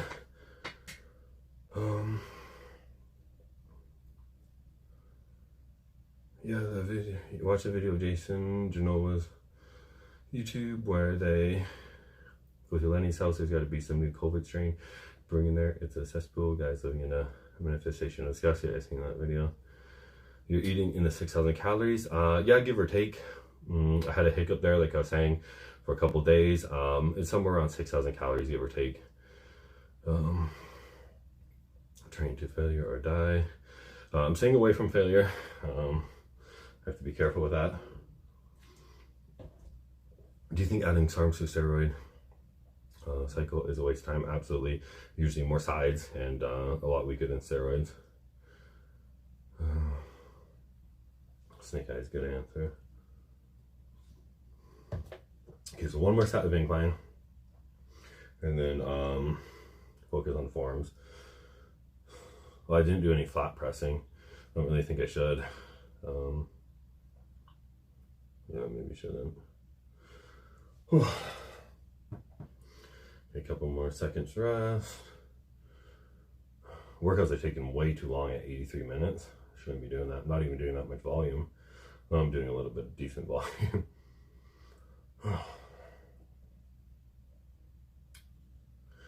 I'm gonna get, gonna go from skinny fat to just fat here, guys. Get fat or die trying. Okay, what did I do? I did 35. That was a little bit too heavy. Yeah, that's a little right. 30 maybe. 30 or 25.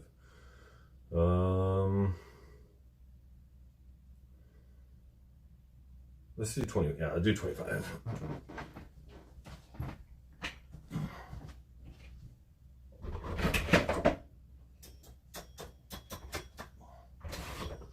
Okay. Here we go.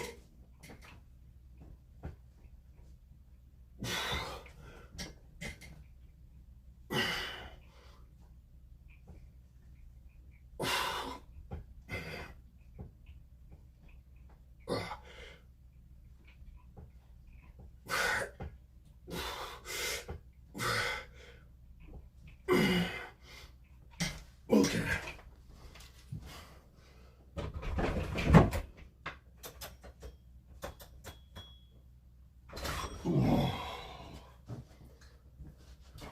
Okay, what a mess. Anything?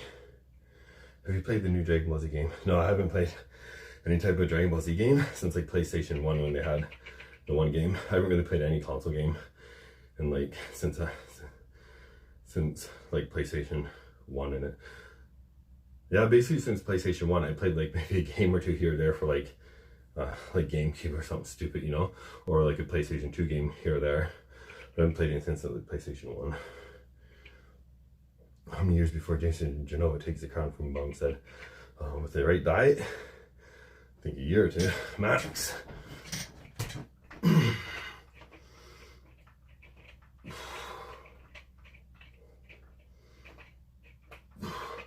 Really focusing on my prior week areas that I haven't to, because ever since my last like actual cycle like 3 years ago, and I trained like for a week or two here or there throughout the years,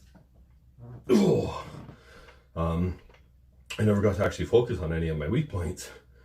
So you know, I do train now. I'm really focused on my weak points, which is forearms. I mean, when I'm bulked up and I'm glycogen filled, when you guys see my other pictures, my forms they're decent, but I would like them to be a lot bigger. Then the medial head of my triceps, I want to get a lot bigger. My rear delts overall too, because I hadn't focused on them in a long time. Even when I was training last, you can tell in my pictures they weren't great. And then hugely glutes, hugely hamstrings, hugely my inner thighs, subductors. And then my lower traps is the big thing for me too. I really need to get that better. But yeah, how many sets of forms did I do? I think that was my third one. I'm gonna do maybe like 5. I'm gonna do a stretch on the bench for chest.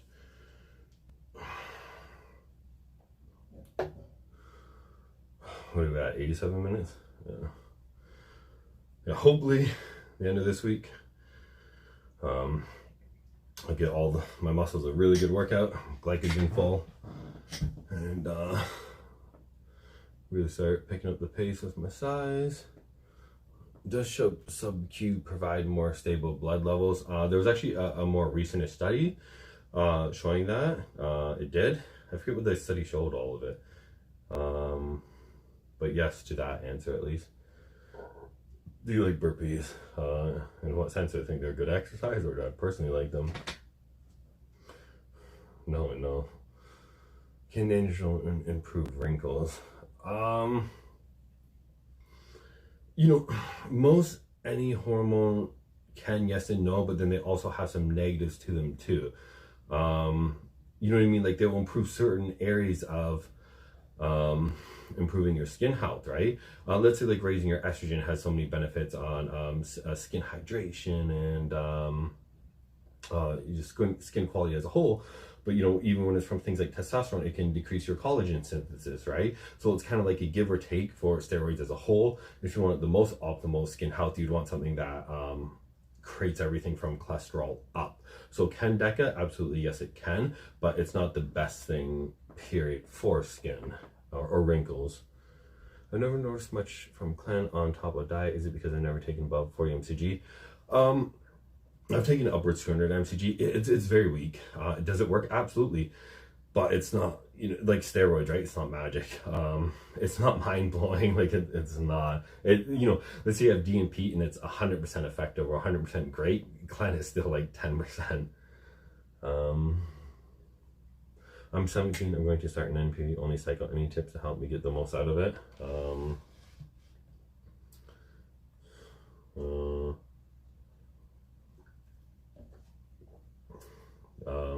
Don't do steroids. I'm not telling you to do steroids. I'm not telling people to take any drugs. Don't listen to me. I'm not giving you suggestions. However, if it was me, I started around 17. Don't do what I do. Absolutely don't. I started around 17, and my main thing was that I wish I never did testosterone. I wish I did DECA to avoid hair loss and gyno. I have an article on my site that's called How to Prevent Shutdown. If I was scared of steroids and I wanted to really test steroids out, I probably would have prevented shutdown based off my article. Taking Clomid throughout the cycle. Prevent shutdown so I could see what it's like, how it feels and stuff like that. There's really no cautions you have to take with DECA in the sense of like cosmetic permanent side effects. It won't cause gyno, it won't cause hair loss, it won't cause anything like that. There's a few items like taurine and stuff. It helps prevent a lot of steroid related side effects. That's something I like everybody to take on cycle. I don't, not suggesting you take it because you shouldn't take a cycle. But yeah, that's what I would do. I would take taurine. I'd take K2 to help prevent heart disease, some fish or cod liver oil, adequate magnesium in my diet to, again, for heart disease. Even though you're not going to get heart disease in one cycle, literally impossible, it's not going to happen. It's just a good preventative you should have anyways, on steroids or not. How is the range of motion a thing when it just destroys your joints and in cases of presses? It's easier on your joints, and especially depending on the exercise. When you're thinking range of motion is worse on your joints, I think you're referring to that one squat study. That's assuming what you're assuming too. Again, you know, different studies have different flaws in them. You know, let's say the range of the motion or the weight used, if they're compensating for the weight because it's half the range of motion. Half range of motion is going to be better on almost all your joints. It's much better for muscle growth. What was I saying? In the case of presses, you know, I think you're looking at it as a standpoint of somebody, because they're doing a half range of motion, they're using more weight. So they're and pause bench activates pecs. There's two ways you can look at it there. You know, example, when you're fully locked out, you're getting a good contraction, right? That's your peak contraction, but you have to differentiate the difference between peak contraction and constant tension, right? For someone looking for a low effort hair regrowth stream, is taking oral finasteride enough? For most people, absolutely not. It'll help prevent at best most cases, but is enough to regrow for most people? Usually not. And there's a lot easier things you can take than that. That is like low maintenance. Can steroid cause a psychosis or any small mental health problems? I don't think there's anything actually legitimately proven, but it absolutely does affect your mental state. Basically every single one of them, and your neurotransmitters. I've never been able to take Clan above 40. It makes me feel so terrible. It makes me really jittery too, and most people, but after a few days it starts to subside and you can keep upping it generally. Okay, what am I doing, guys? Let me do a stretch actually quickly that I haven't been doing. Stretch, and then my forearms. Oh.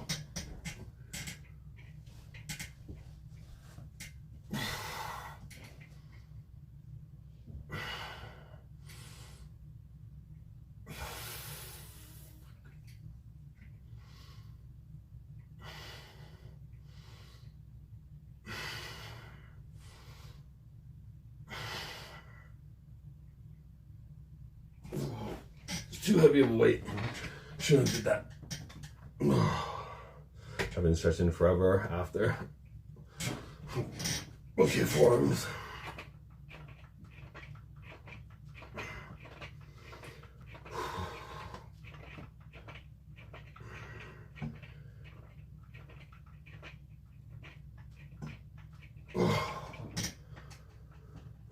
Would you mind telling me what is better and easier to take for hair regrowth then? So it just depends on how easier you want it to be. Usually when I write protocols that are something like really easy for somebody, I'll be like, okay, take some natural DHT blockers, pumpkin seeds, GLA supplements like black currant oil, or you know, soft gels, and then you know, you may not want to you need topicals for regrowth for most people. You know, taking some orally isn't going to do it enough for most people. So usually I say, you know, you don't want to leave topicals in your hair all night. Don't. Before a shower, quickly apply some topicals, rub in, leave in for 5 to 10 minutes and wash it out. That 5 to 10 minutes is going to do you a lot better than not. Go to my website, tian.com, click on the hair loss, under articles, click on hair loss one. Everything in there, I would do that, but just do it more simple. You know, like I said, eat some pumpkin seeds and GLA supplements internally, bam, done. You can do more, but you know, that's a simple approach. And then topically, you could do, I would do emu oil and peppermint oil at minimum. And then it's up to you if you want to add something like Nizoral cream or Nizoral shampoo. I mean, everything in my list is good, but you want to shortchange it, then you simply shortchange it and just use the items that are providing you best bang for buck. I mean, you have to shower anyways. Why not add in let's say you're shaving or you need to use the washroom before you shower, apply your oils and have your shower.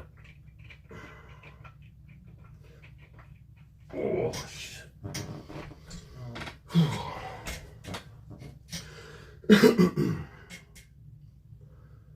Do you have any thoughts on injectable GMP? I hate GMP. I don't like it. There's so many reports of users, you know, using it for a couple weeks at really low dose, like 100 milligrams, and you know, one cycle, just a couple weeks, going to the doctors, and they have cataracts out of an 80-year-old and stuff. You know, and people say it doesn't happen in men, but yes, there is studies in it happening in men. I absolutely do not think DMP is worth it ever. Your hair growth protocol work for facial hair too, obviously, right? Beards, yes and no. Some of it will and some of it won't, because some of it is blocking the hormones that that are used for facial hair growth. That's why some of them in studies, women will use them for facial hair growth or like back growth, and they use some of those topicals there, and it gets rid of the hair. As someone who has used GMP extensively, my advice is don't. Yeah. What I did my stretches, I'm gonna do 1 or 2 forearm sets, I think, guys, and then yeah, I'll probably end this one early. Yeah. Hold on 1 second, guys. I'll be back.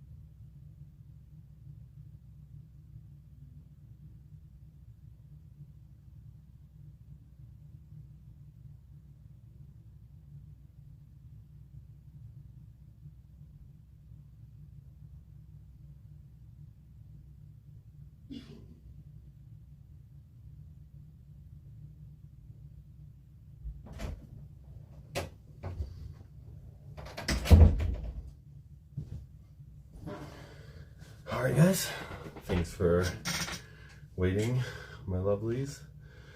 Do you like minoxidil? Absolutely not.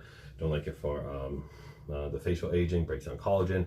That's why you notice, you Google minoxidil and facial aging, you'll see most people are like, oh, give me horrible facial aging, you know, dark circles under my eyes, and just, yeah, I don't think it's worth it. I like the other items much better. So that's it for chest, guys. I'm doing like maybe 1 or 2 forearm sets. That's basically it. Yeah, I'll probably live stream my next workout, I think. Just can't wait till I fill up more, get more glycogen, do like more plates, more dates. I actually talk to him semi-frequently. What am I saying? Do I like him? Yeah, I think he is, I think he is a very nice person. I think he's a great guy. Yeah, yeah.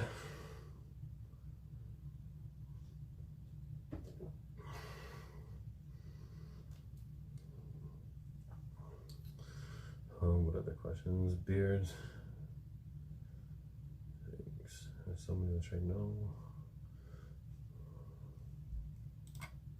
Okay, never mind, that's all the questions. Okay, I'm just dreading doing this next set. I think I did too much on chest. When I was doing my stretch there, it felt really, yeah, not the best. Okay. I really wanted to look impressive for the end of the week and come in here and be, you know, glycogen filled and everything looking great, but just the hiccup killed me with getting my food in and my glycogen, and I wanted to hit everything a second time so I'd get the glycogen really filled up for my workouts. But, you know, that went to shit, so, yeah, so I have to fill up from here on out.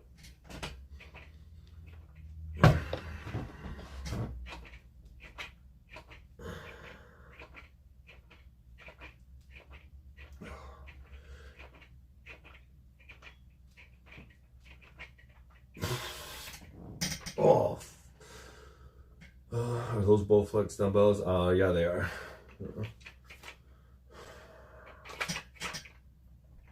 Definitely Best Buy. I love the, especially since the lockdown stuff, you know, people not being able to go to the gym, you know what I mean? Like, it would suck not having anything. And I always hope, like, literally one of the best buys I probably ever did. I can do every single thing I want with them. I'm literally just missing a few exercises. Like, I absolutely love them, definitely. An amazing buy. I've had them for a long time. I got them before the COVID stuff, and I always had them just sitting around that I use sometimes when I want to work out and not go to the gym. And luckily it was before COVID stuff, and you could get them used for very cheap. I got them for like $400 with the bench, and they're the 90 ones. Obviously now they're like jacked up the price, right? Because of COVID. Get your shelf shake weight to use at the end of the session. Can't wait to see next form of camo. Yeah, hopefully next week, really, really big changes. If natural test is over 1500 with a 23 free test, would it be worth it for me to hop on an Android only or depot cycle? You know, that's great test levels. Is that going to get you where you want to be? I don't know. How big do you want to be? Like, is that a great level to get somewhere great nationally? Absolutely. Are you going to get to, you know, people you may look up to? Probably not. So, you know, that's your own personal choice. You know, if it was me where I want to look when I do work out, absolutely I would require steroids to get there. So yeah, it's your personal choice. Absolutely do not regret ever using steroids. I love it. It's made my life so much better and easier. It's the best thing I've ever done in my life. If you're worried about shutdown, go to my website, Jan.com. You'll see my how to prevent shutdown article. Actually, my video on here as well. I did how to prevent shutdown. Read that and you can take a steroid cycle and not shut down your hormones at all while you're on cycle.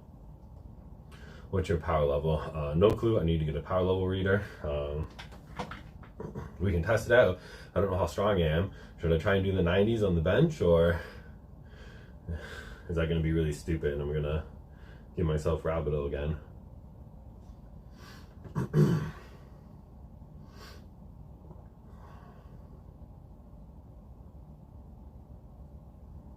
should have wrote down my other sets before I forget them.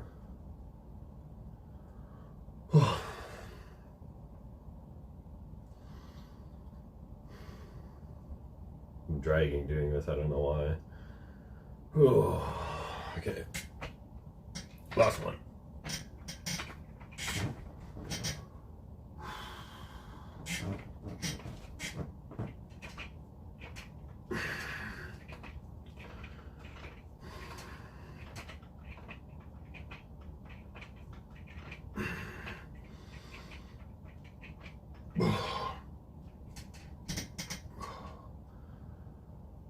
Oh, okay.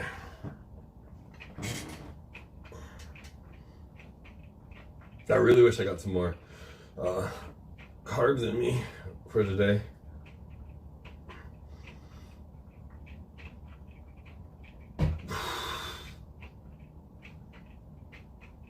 Okay, we're good.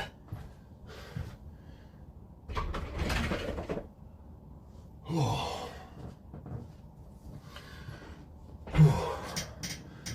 Hey, do you have any more questions? 104 minutes for a simple chest workout. Awesome.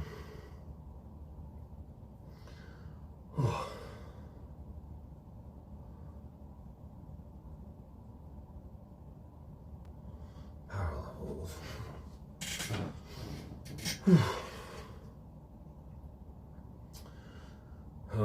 So yeah, guys, I'm going to end this in a couple minutes, unless there's any more questions.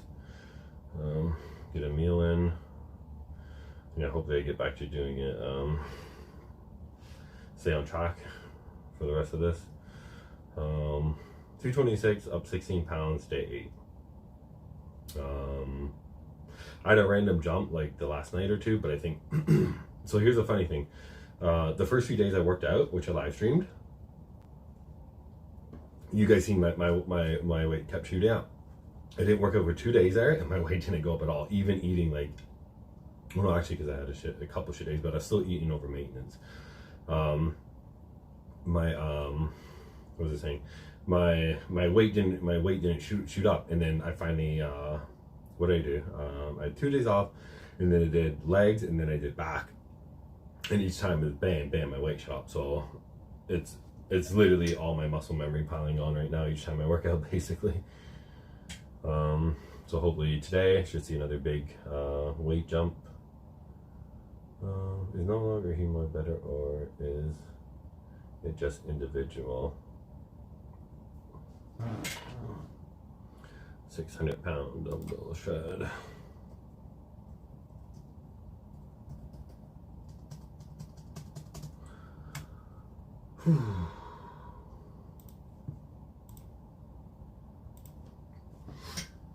Is Novolog or Humalog better, or is it just individual?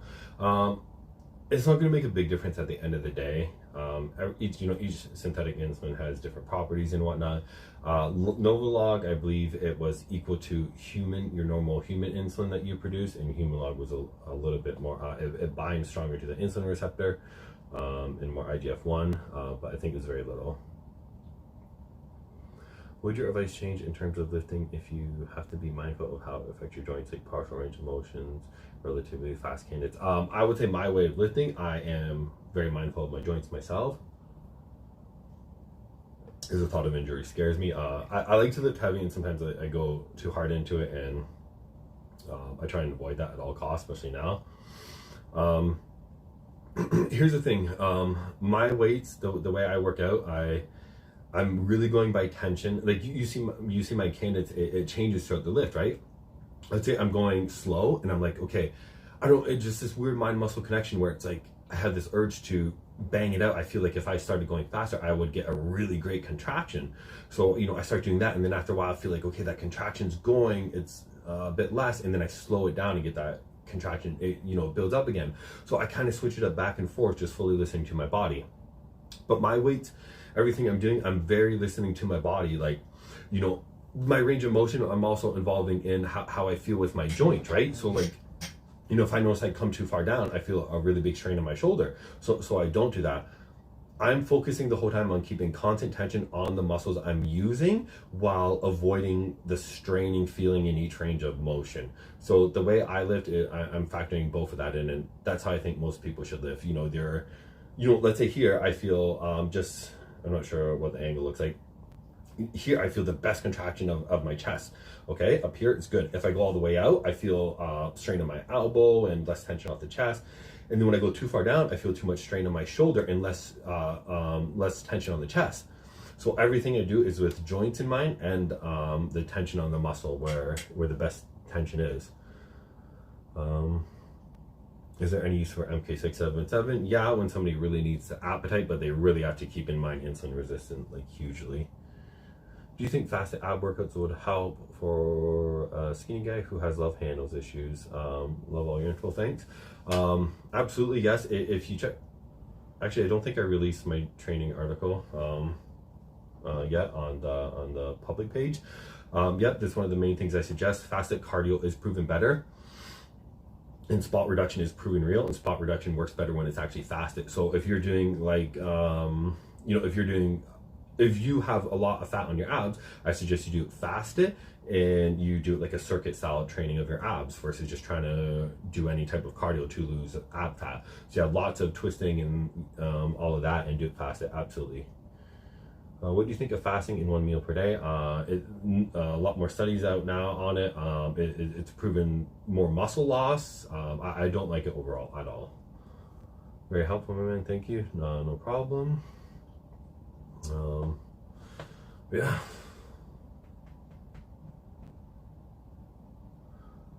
I answered that one. Never mind.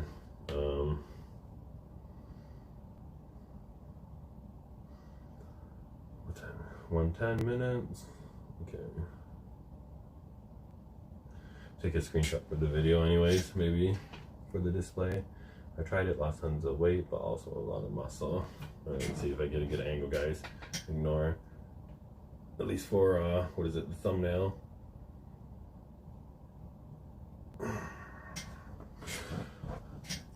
So I can compare it to day one. My one arm looks a lot smaller than my my other arm right now. And maybe it's with my angle, I don't know, whatever.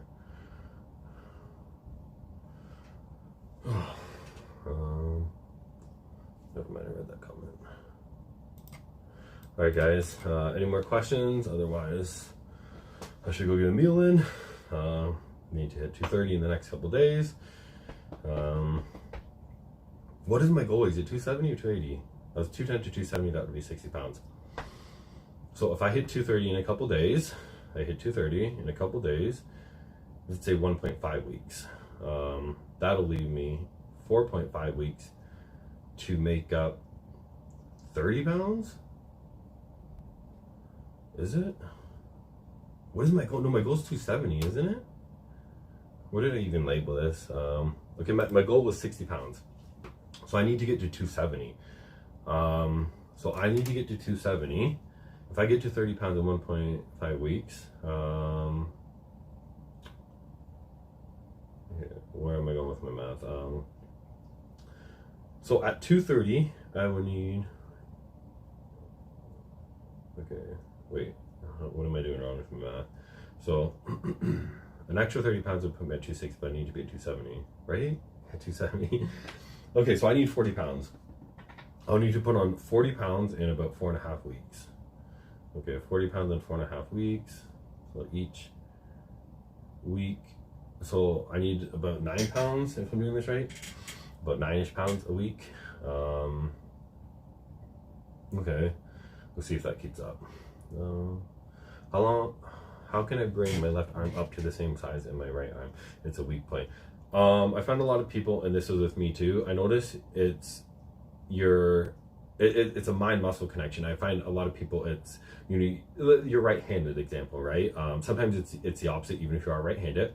But if you have a lot better contraction in the one arm and you don't in the other, my big suggestion is to focus on your mind-muscle connection to each muscle you use for proper contraction.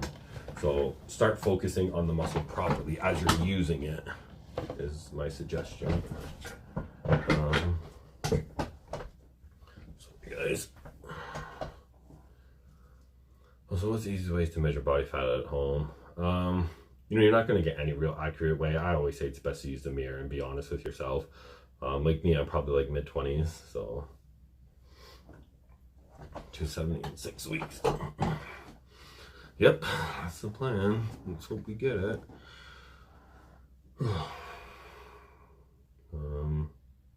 I'm feeling a lot fuller today after that chest workout. I feel like, you know, at least this part of me is looking fuller. My back is a little bit fuller. It's just my arms and my delts. I really need to get them up. Do you have before and after picture shirtless of the progress? Yeah, I did a video, so it's a little better. Before I started this, I did a video and I just spun around in my underwear. So yeah, got a video of that. And then obviously at the end, we do a video. But yeah. Hopefully I hit my goal. How many calories should you eat while doing a debol cycle or any cycle? Totally depends on the person and how much body fat you gain. You know, yeah, it totally depends on the person, right? Some people need to severely overshoot and some people don't. If you gain fat easily, you're going to eat a lot less and you eat a lot more cleaner, like whitefish, high phosphorus foods. If you, however, are somebody that's a hard gainer, you need to really overshoot the calories to get as much as possible out of your cycle. Which nuts and seeds are, so yeah, I can't answer that specifically how many calories, you know, I just, you know, don't know anything about your weight or stuff like that. And even then, you know, like I said, I don't know your body. It could be anywhere 3,000, 4,000, 5,000. It's very hard to answer a question. Which nuts and seeds are your favorite for micronutrient and polysaccharide benefits? Hemp seeds, chia seeds, and sunflower seeds. I like a mixture of that. I usually tell people vary that as a mixture. But yeah. Did you say nuts and seeds? Oh yeah, nuts and seeds.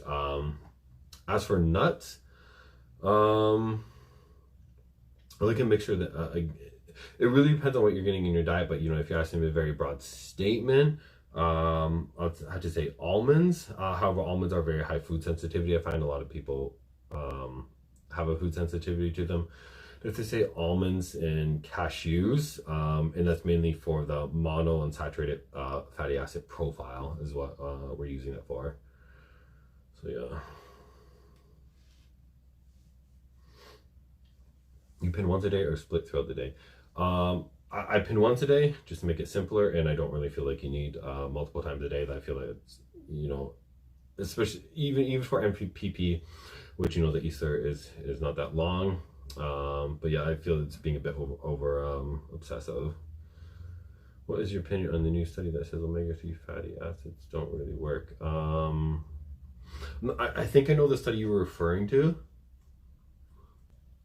And I think you're taking that out of context, which I think you probably read an article on that, I think, or the study. I think you're taking it out of context. I can't remember the study though. You'd have to link it to me. I forget what it was about. Maybe you can remind me. Something about it doesn't work on maybe what was it, cardiovascular health or something like that. Yeah, I forget, because obviously they work. Like, it's a food, it works. It's like you saying carbs don't work. Well, yeah, carbs work. They restore glycogen. They fuel your brain. They do this. They do that, right? So saying something doesn't work is kind of like, what do you mean it doesn't work? You know, I'm assuming you're referring to the health benefits, but what particular health benefits? So the issue with this is, you know, there's multiple issues here. Example, let's say look at the cardiovascular benefits. So omega-3s in any single form nutrient depletes other nutrients, right? So it's like if you were to eat fish, you would see all those amazing benefits. If you were to look at you taking a processed oil like omega-3, what was I saying? You are taking the food which would actually come in fish, the omega-3 oil, and stripping it from all of its nutrients that it needs to be healthy and to work and to be utilized. As one example is a polyunsaturated fat. You know, you get it fish, you'd have a whole bunch of vitamin E with it. You instead take the polyunsaturated fat in its single form by itself, and every single gram of polyunsaturated fat that you eat requires specific nutrients to utilize that polyunsaturated fat. So when you do that, you intake the omega-3, and your body's like, hey, I need vitamin E to utilize the polyunsaturated fatty acids. And you don't intake it with E and the adequate vitamin E, it starts depleting your body of vitamin E from its stores. And when it does that, that creates immense amounts of health issues. And that's why studies on polyunsaturated fats like fish oil is actually proven to cause vitamin E depletion. However, if you're getting it from whole fish, you do not see this. So it's very taken out of context. Yeah, I'm going to post this up for us to watch later. However, that usually takes about 24 hours. For most people, I find it to be problematic for skin as well. Well, generally, all monounsaturated fatty acids are problematic for people with acne and oily skin, namely because their polyunsaturated fatty acid ratio is off. You know, one makes the sebum thicker, one makes the sebum thinner. So when your fatty acid ratio is off, that is when people normally get acne and stuff like that.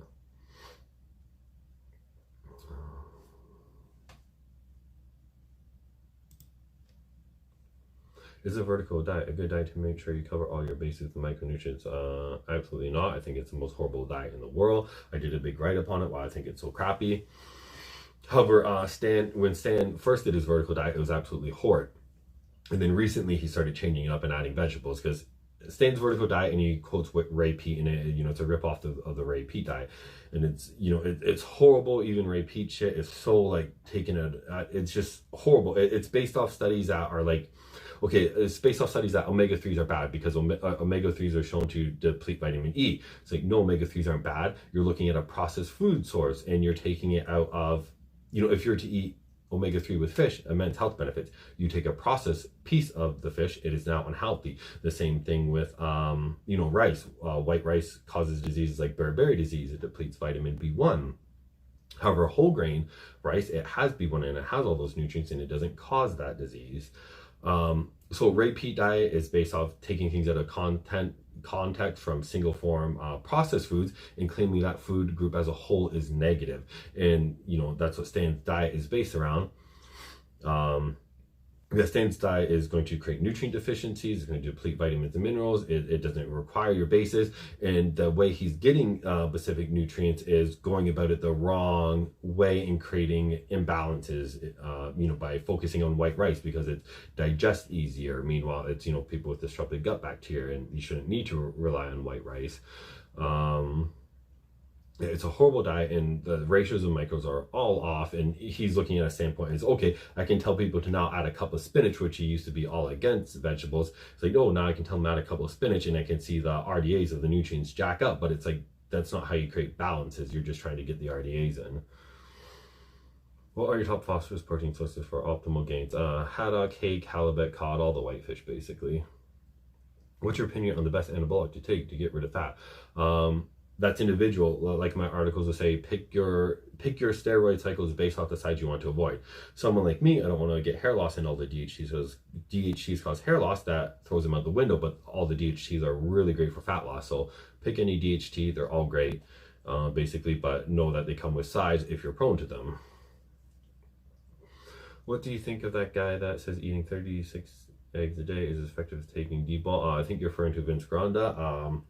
Eggs definitely are anabolic, as I quoted. I posted studies on my website of where they took groups where they kept the same calories, same macros, but they just fed the one group more cholesterol, and the more cholesterol they ate, the more muscle they grew. So absolutely, cholesterol, which eggs are very high in, is extremely anabolic. You can take D-bol and see literally no gains. However, if your diet's in place, that determines all of your gains. So that's, yeah, they can be insanely more anabolic than D-bol in a sense. Thanks, I only asked because the video list drops after day 3 and today's day 8. What did you ask? Oh, okay, because my live stream, yeah.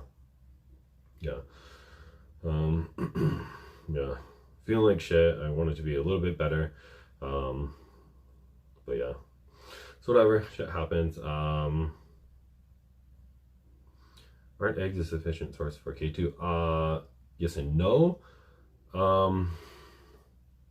So example, this is even proven in studies.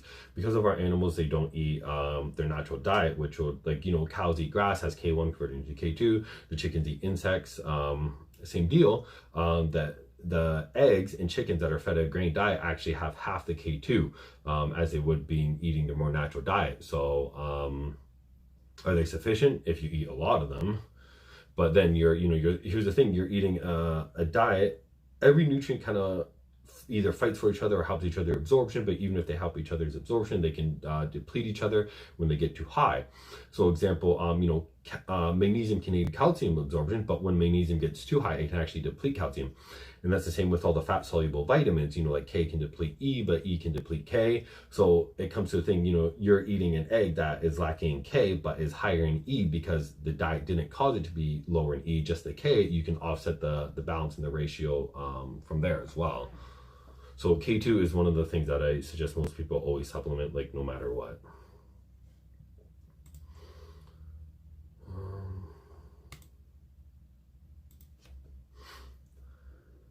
So yeah, 2 hours, Jesus.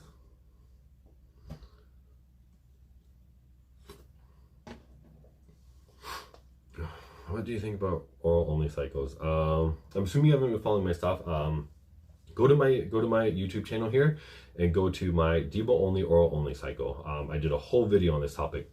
I think they're great. That it's complete lie. People say, oh, the gains don't stay, this and that. No, that's not true. Oral only cycles have been done by many pros, especially the older pros. It's a great way to do a cycle. You get in quick, you get in out. They're absolutely amazing. BG is 60 to 73 hours post meals on 20 IU Lantus. Is that good, or should I up the dose? I'm on 44K calories. I would say it depends. Everybody's gastric emptying rate is different in how fast you recover. I would say that's good, or maybe a little bit too low, and that's very individual though. So I would not up it. I'd maybe even think of lowering it. You think Jason Blaha is the king of aesthetics? Absolutely. Probably one of the best physiques I've ever seen. So yeah.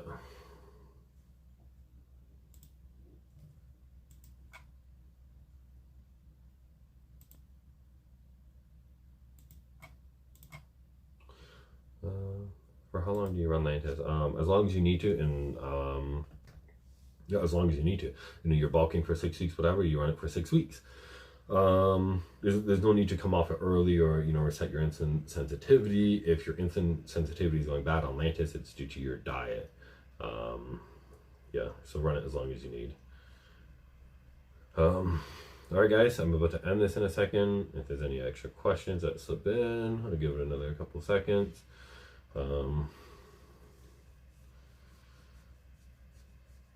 gonna end the Facebook one now. Actually, there's 3 people. People on Facebook, this will be up to watch later on YouTube. It takes about 24 hours to show up, as I already said. So yeah.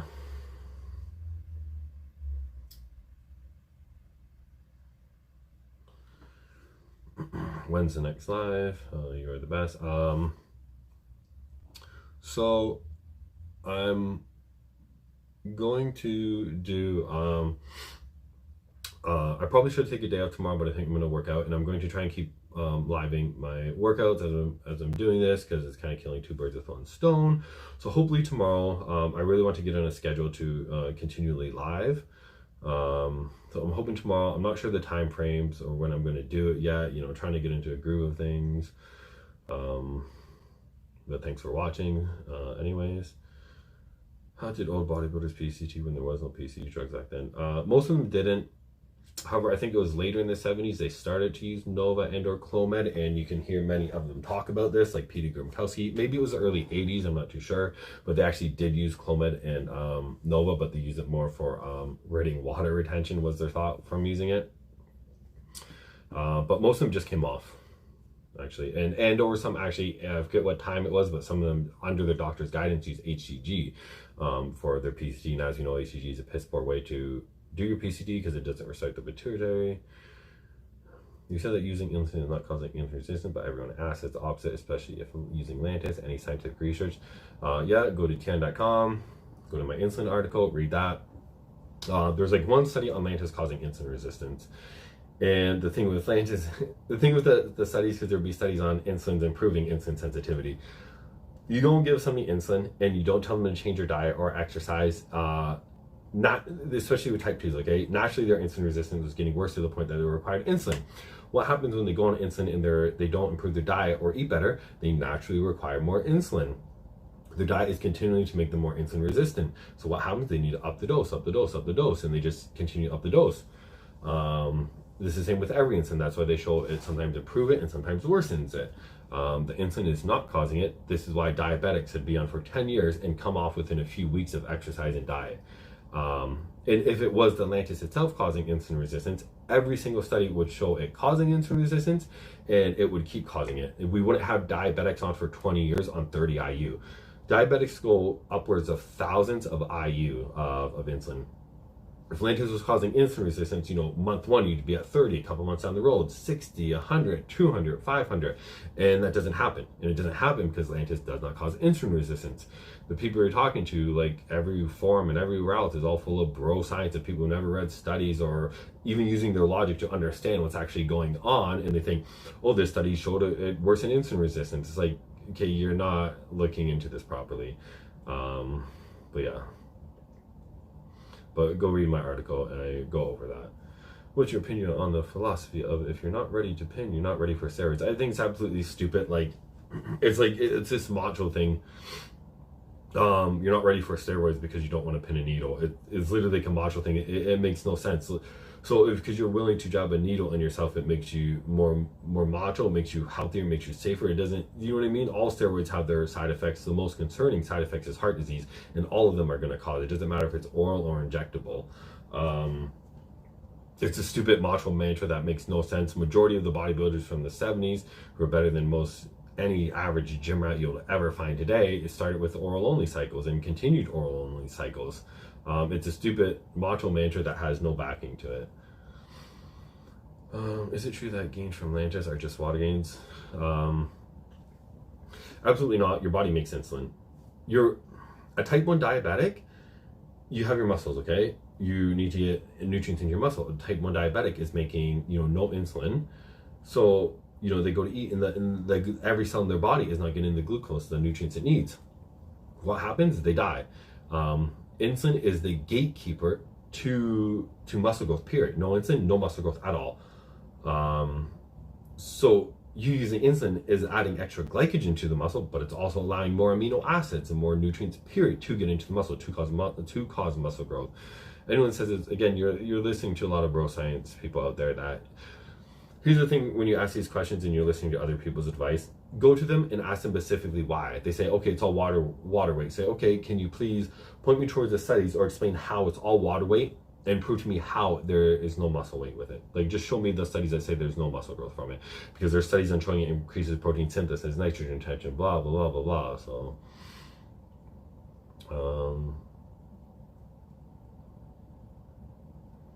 I was under the impression you had to pin Slim multiple times a day, pretty much around each meal.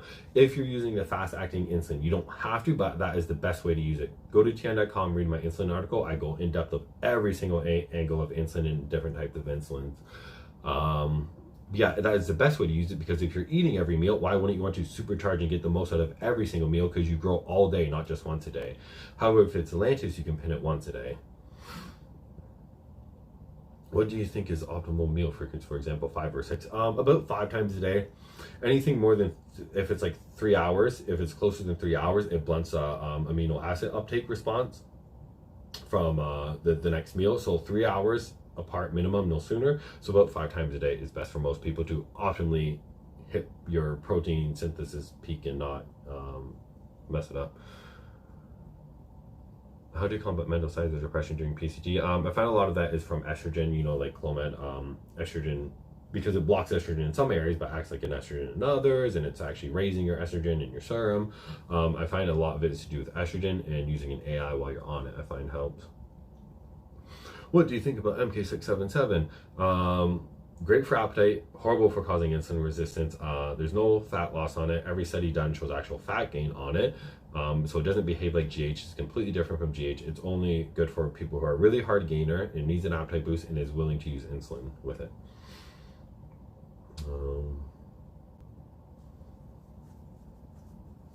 Okay guys, I should go eat now before any more questions come. I appreciate the questions, guys. I appreciate watching. I appreciate joining in and sticking around, and sticking around for, you know, each video I am putting out. All right guys, so hopefully I'll live stream tomorrow. Really hoping for it. Thanks for watching. Thanks for joining in, and yeah, hopefully get on tomorrow, and hopefully see you guys then. Thanks for all answering all my questions. No problem. Join in again, guys. Yeah, thanks for watching. Chat with you guys soon.